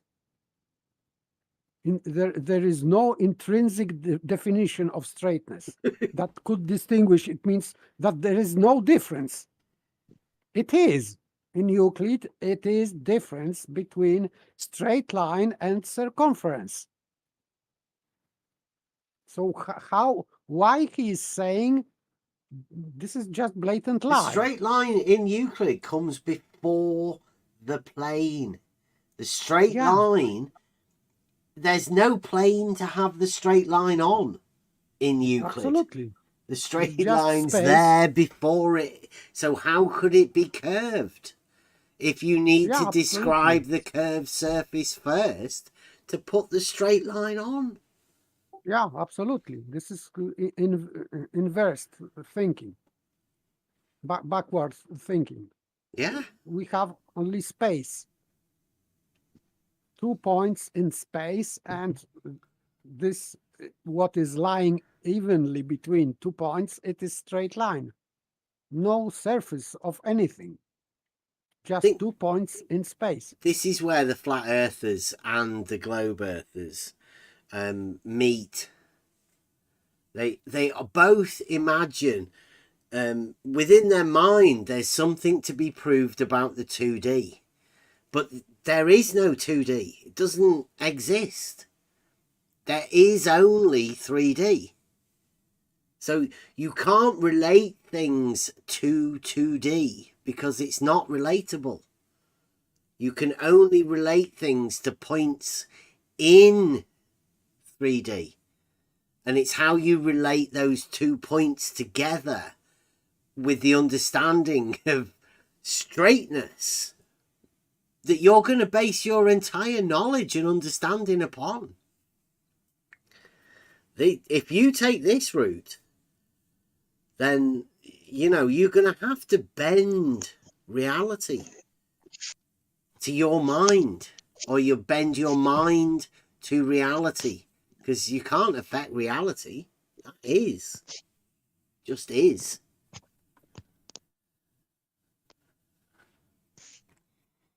Okay, sorry, I have to go to bed. Good night. Okay, okay. Thank you very much. All right. He says that is the word straight is entirely dependent on the geometry the line exists in.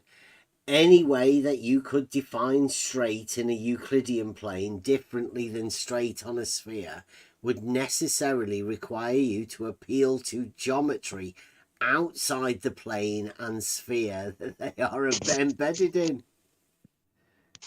Didn't he just put a tangent to a ball at the beginning? Yeah. Seems like he was relating the straight line to it. A more down-to-earth example, if you pardon the pun, is this. Try walking in a straight line outside. Right, now here's another trick, maybe a problem within his mind. What straight's he talking about there when he says that? Try walking in a straight line outside. You can't see how anything about that line is not straight. But believe it or not, you followed a great circle. Straight is circle, is this man's message. You think straight, but great circle. That's dangerous when people start doing that cult-like behaviour.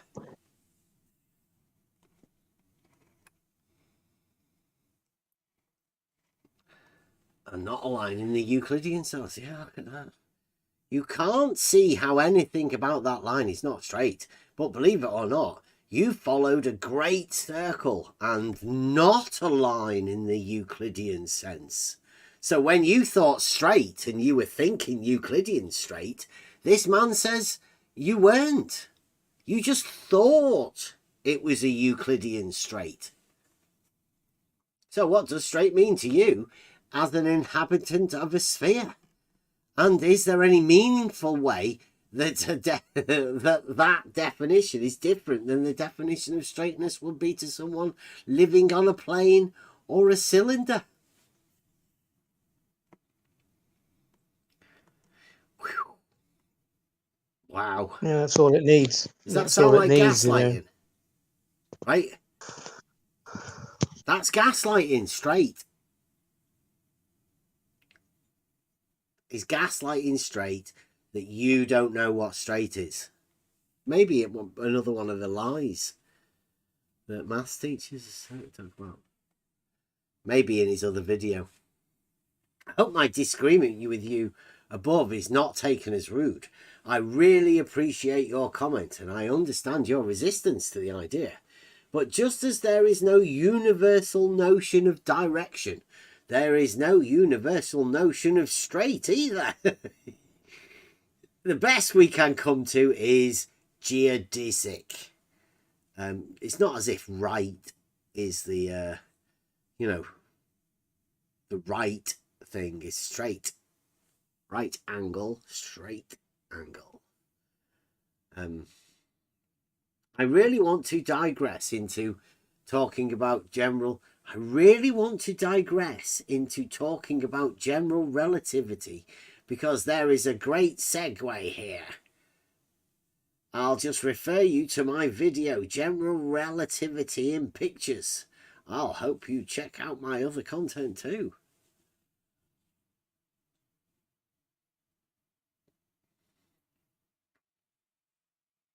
He says, but the notion of straightness is dependent upon the geometry.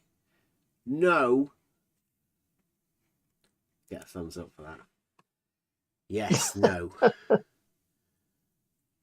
straight is the basis of your understanding of everything.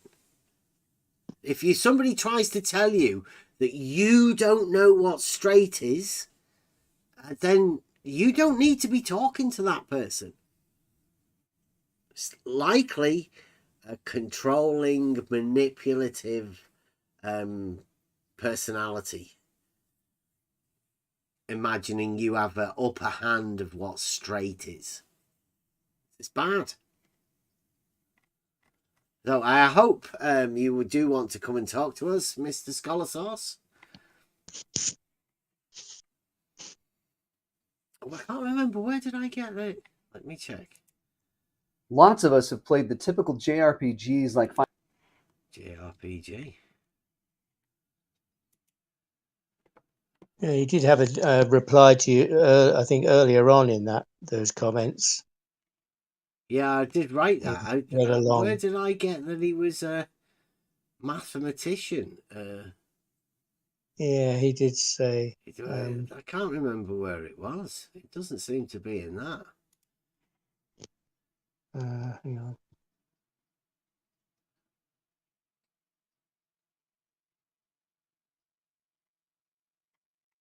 Yeah, I remember him saying something.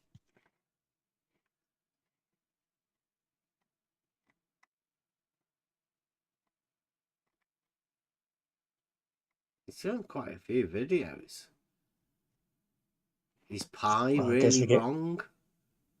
Stop saying pi is infinite. Wow. The angle of the sun. So in this series, Where did I get He that said- from? I can't remember. That's what I thought. Yeah, because he said earlier, yes, I do add a little flair in this video by making the inflammatory claim that math teachers, like me in brackets, are lying to you, but that only means that we typically don't provide all the complicated details to some statements we make or teach all contexts, but favor a version of each statement and or a context that's suited to the current level of understanding of our students. And it means that many things that we were taught as hard as fast rules, like the angle sum of a triangle is 180 degrees, are eventually found to be context-specific laws and not universal laws. Those pieces of information, if you were a glober, seeking arguments against flat, then you could grasp onto that and just argue that without knowing the detail of it. You could just keep arguing it to the point like Charles does and said, no, straight is the same in Euclid and non-Euclidean, and just keep endlessly saying, no, you're wrong, you're wrong, you're wrong. Because that guy said there was no intrinsic definitions. And that's what I asked Charles before. Could you just explain what is that definition so I can tell my daughter? And he had none. There are Euclidean definitions and postulates and axioms, but for spherical geometry, there appears to be none that they can go to and say, yes, in book 73, it states this. It's just illusory maths and algebra and geometry and trigonometry, it seems. Yeah, and calls of this one isn't right and Euclid didn't do this. Well, Euclid is the system of proof that we get. It's a perfect axiomatic system where they say, well, we didn't like this bit here and we decided, like that was wrong. That's the entire framework that they're building this from. Like you say, there is no axioms of it. There's no like competing geometry that can go side by side with Euclid, because there's the law of non-contradiction. If something's proved within Euclid, you can't undo it with a proof in a different geometry. That's not the way it works. And that's not the way mathematics works either. It's like 2 + 2 is 4 in a Euclidean mathematics. But, I mean, you could just use non-Euclidean mathematics to come up with a different answer. Say, well, we're not using that Euclidean mathematics that you guys were using. You know, the one that comes up with pi being this unreachable number. Well, no, we just 4.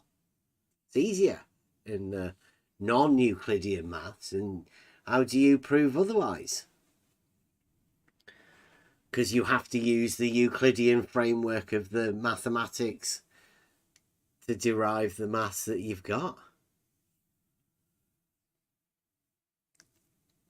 Yeah, just plausible illusion. Mm. Yeah, and that's what all we've ever been dealing with here. People think, well, they like to portray that we're telling people to do whatever. No, nobody's telling anybody to do anything. The mind is free to do whatever the mind does. I just say, try and get a grip on what your mind is dealing with, because 2023 is going to get wicked for the mind coming now. Prepare your kids, because this is going to get rough. There are people that imagine some really strange things, and they don't seem to have a basis or a framework to base anything that they have to say upon. Just shadow giants told me. If you can belt out an equation or a formula or something, and, you know, derive it and flip the numbers around from one side to the other, and, you know, pinpoint different things about it, without understanding what those actual things are, then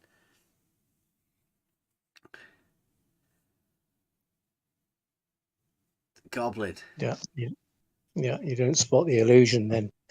That's what I mean about having to understand what they're doing there. You know, to understand, that's what they did. That doesn't make sense. You know, for paper earlier, his logic radar went ping, and it goes off every now and then because he has an understanding about something. If you don't have that understanding, then your radar isn't tuned into that. You know, well, the more you can understand about something, the more you will understand what's right and what's wrong and what's a contradiction and what isn't. You know, for a lot of people, they don't even understand, I think, that idea of non-contradiction at all. Maybe, you know, subconsciously, or maybe in their body something doesn't feel right, that kind of sixth sense of something. You have to be introduced to that idea, then you have to have contradictions pointed out, and then you begin to practice it, I think, and understand more. If you don't have them, it's just gobbledygook, and you just take it as given and go, well, that guy seems to know what he's talking about. Yeah, Let's just repeat that I'm to not the next very person. good at And that sort of stuff. yeah, You know. yeah, I'm not capable. Yeah. Yeah. But I Yeah. think what the problem is within this arena, right? There are people who imagine that other people are stupid. They've labelled them, put them in a box, and imagine that they're stupid. So you've got to be cleverer than those people. Now, this guy's telling you that triangles don't have 180 degrees. Well, what if you come up against one of these people that you've labelled as being stupid? What about if they say that triangles do have 180 and you've got a proof for it? What do you say to that, right? If you don't understand what this guy's saying, but you've still got the superior knowledge of what he's been saying, and somebody comes up against you and says, well, you can prove that triangles have 180. Like, how do you combat that? Sophistry. Yeah. It's the only way to do it. And you can spot a sophist. A sophist will normally be somebody that wants to tell you that triangles don't have 180 degrees.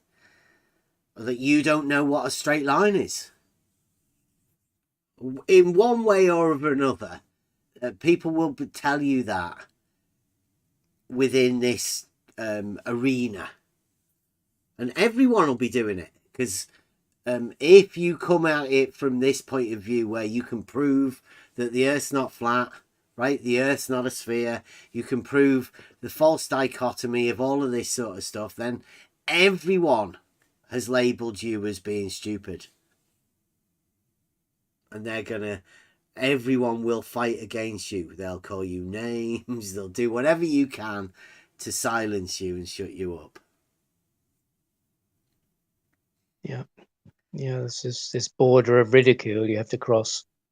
I think you can cross that if you know what if you do know your stuff, if you understand the whole concept of your argument, then you can stand strongly in that point. If you meet people like Nathan Oakley or QE who just shout you down and mute you and talk, nonsense, and it's quite aggressive, unless you can really know what you're talking about and just calmly stay in your place, then you'll just get crushed. That guy you posted a video earlier, is it Babs? Did you see that? Did you listen to that? I listened to a tiny bit of it. It was interesting, some of those aspects he spoke about those, how people, he spoke about Oakley and spoke about the way, just the psychology of people was interesting. He talked about that ridicule. Do you know who Babs is? No, never heard of him till today. So-called, he thought he had a debate with me. It was one of the strangest things ever, on Jose's. Probably never be to be heard again.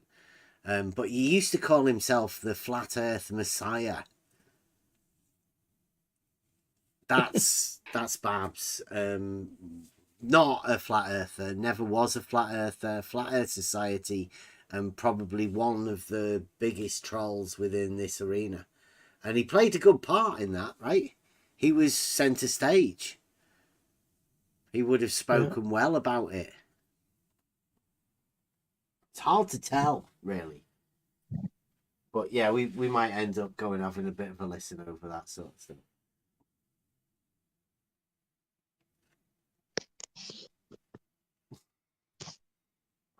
Okay, I need to go. Thanks a lot. It's been great. Yeah, great. Glad you're here. Yeah, I'm glad you're here. Thank you. Take care, everyone. All right, see you later. It is hard for people to listen to this sort of stuff. I think the concept of straight, so basic, but it's going to be so challenging to the mind. You enter this arena,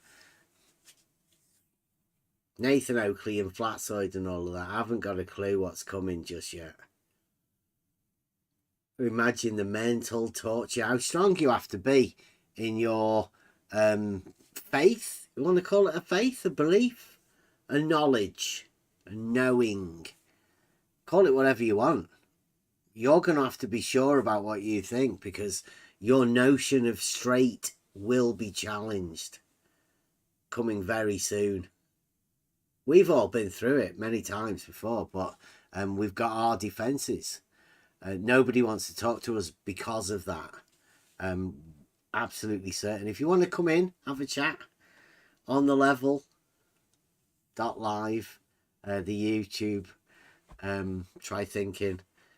All links to the Discord, on the level Discord. That's where we chat. That's where we play games as well. If you want to test your PC, come on over. We've got an Arc server, very noob friendly. If you want to get into gaming, massive, well, you could say massive open world. Ride dinosaurs. Want to get on, go for a fly on a bird. Maybe spiders or whatever. Who knows? Arc Ascended. Come and have a chat. Anybody else got anything to go over? Because I expect this will be the end of this sort of topic. It's never going to end here, because this is what we're doing. This is what I've been doing anyway, the study of the mind and how the mind perceives knowledge to be gained, and how the process of gaining proof, how that affects the mind.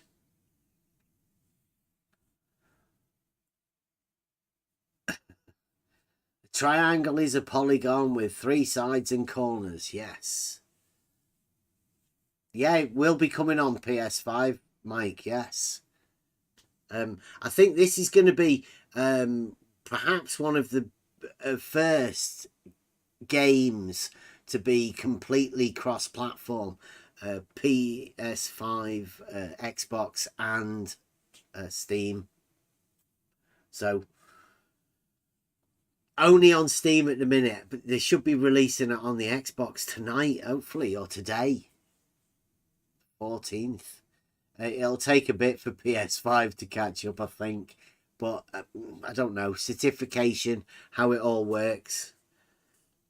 I think it'll be amazing if they can get all of those together, and we can all be in Discord talking.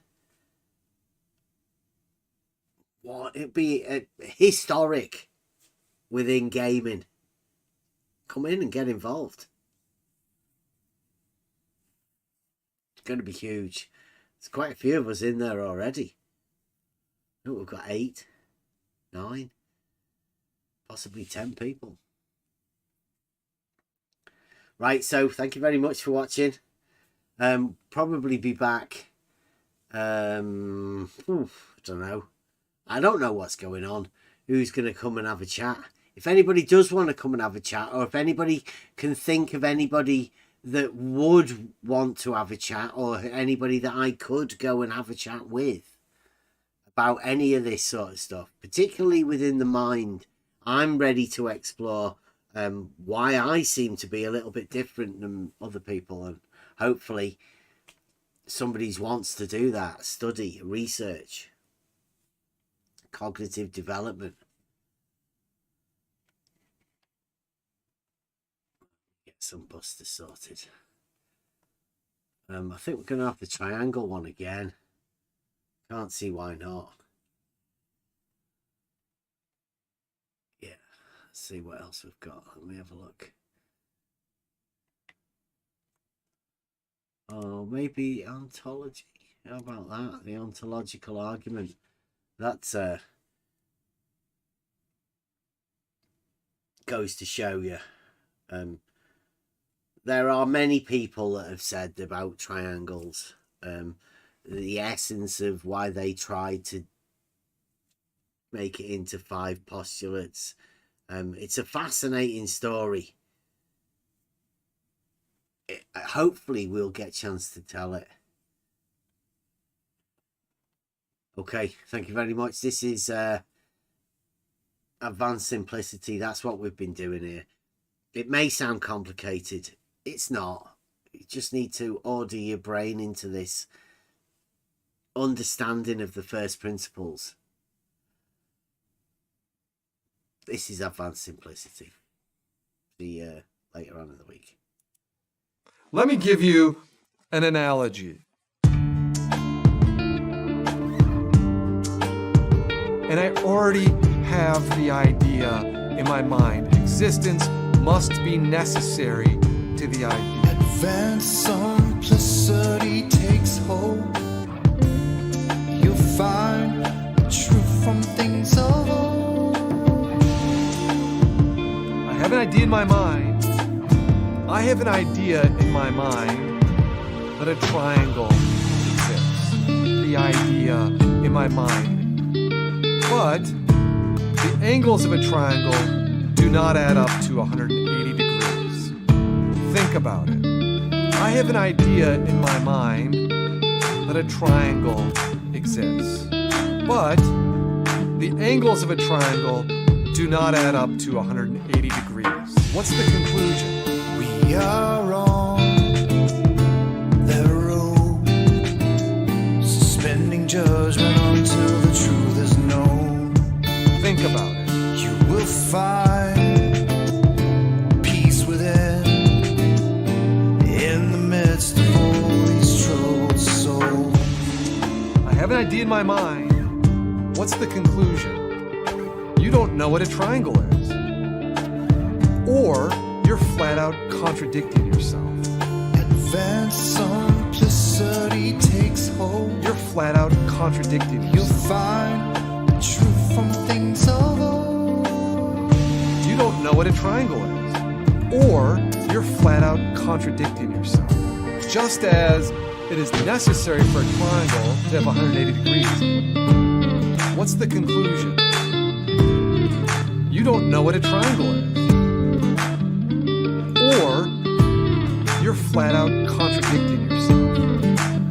Think about it. It is necessary for a triangle to have 180 degrees. That is a necessary property of triangularity, triangleness.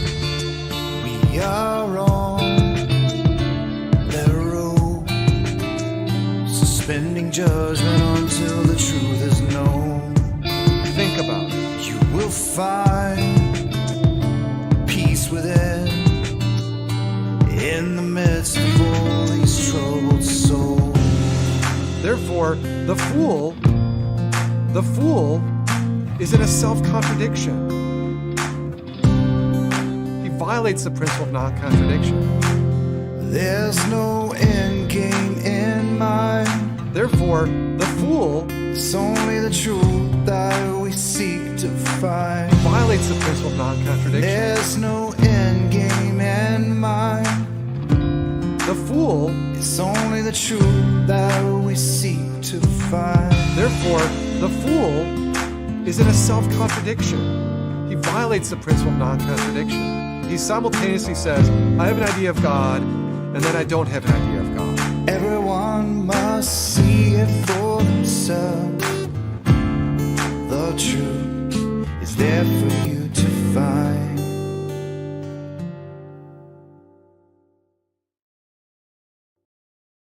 Think about it.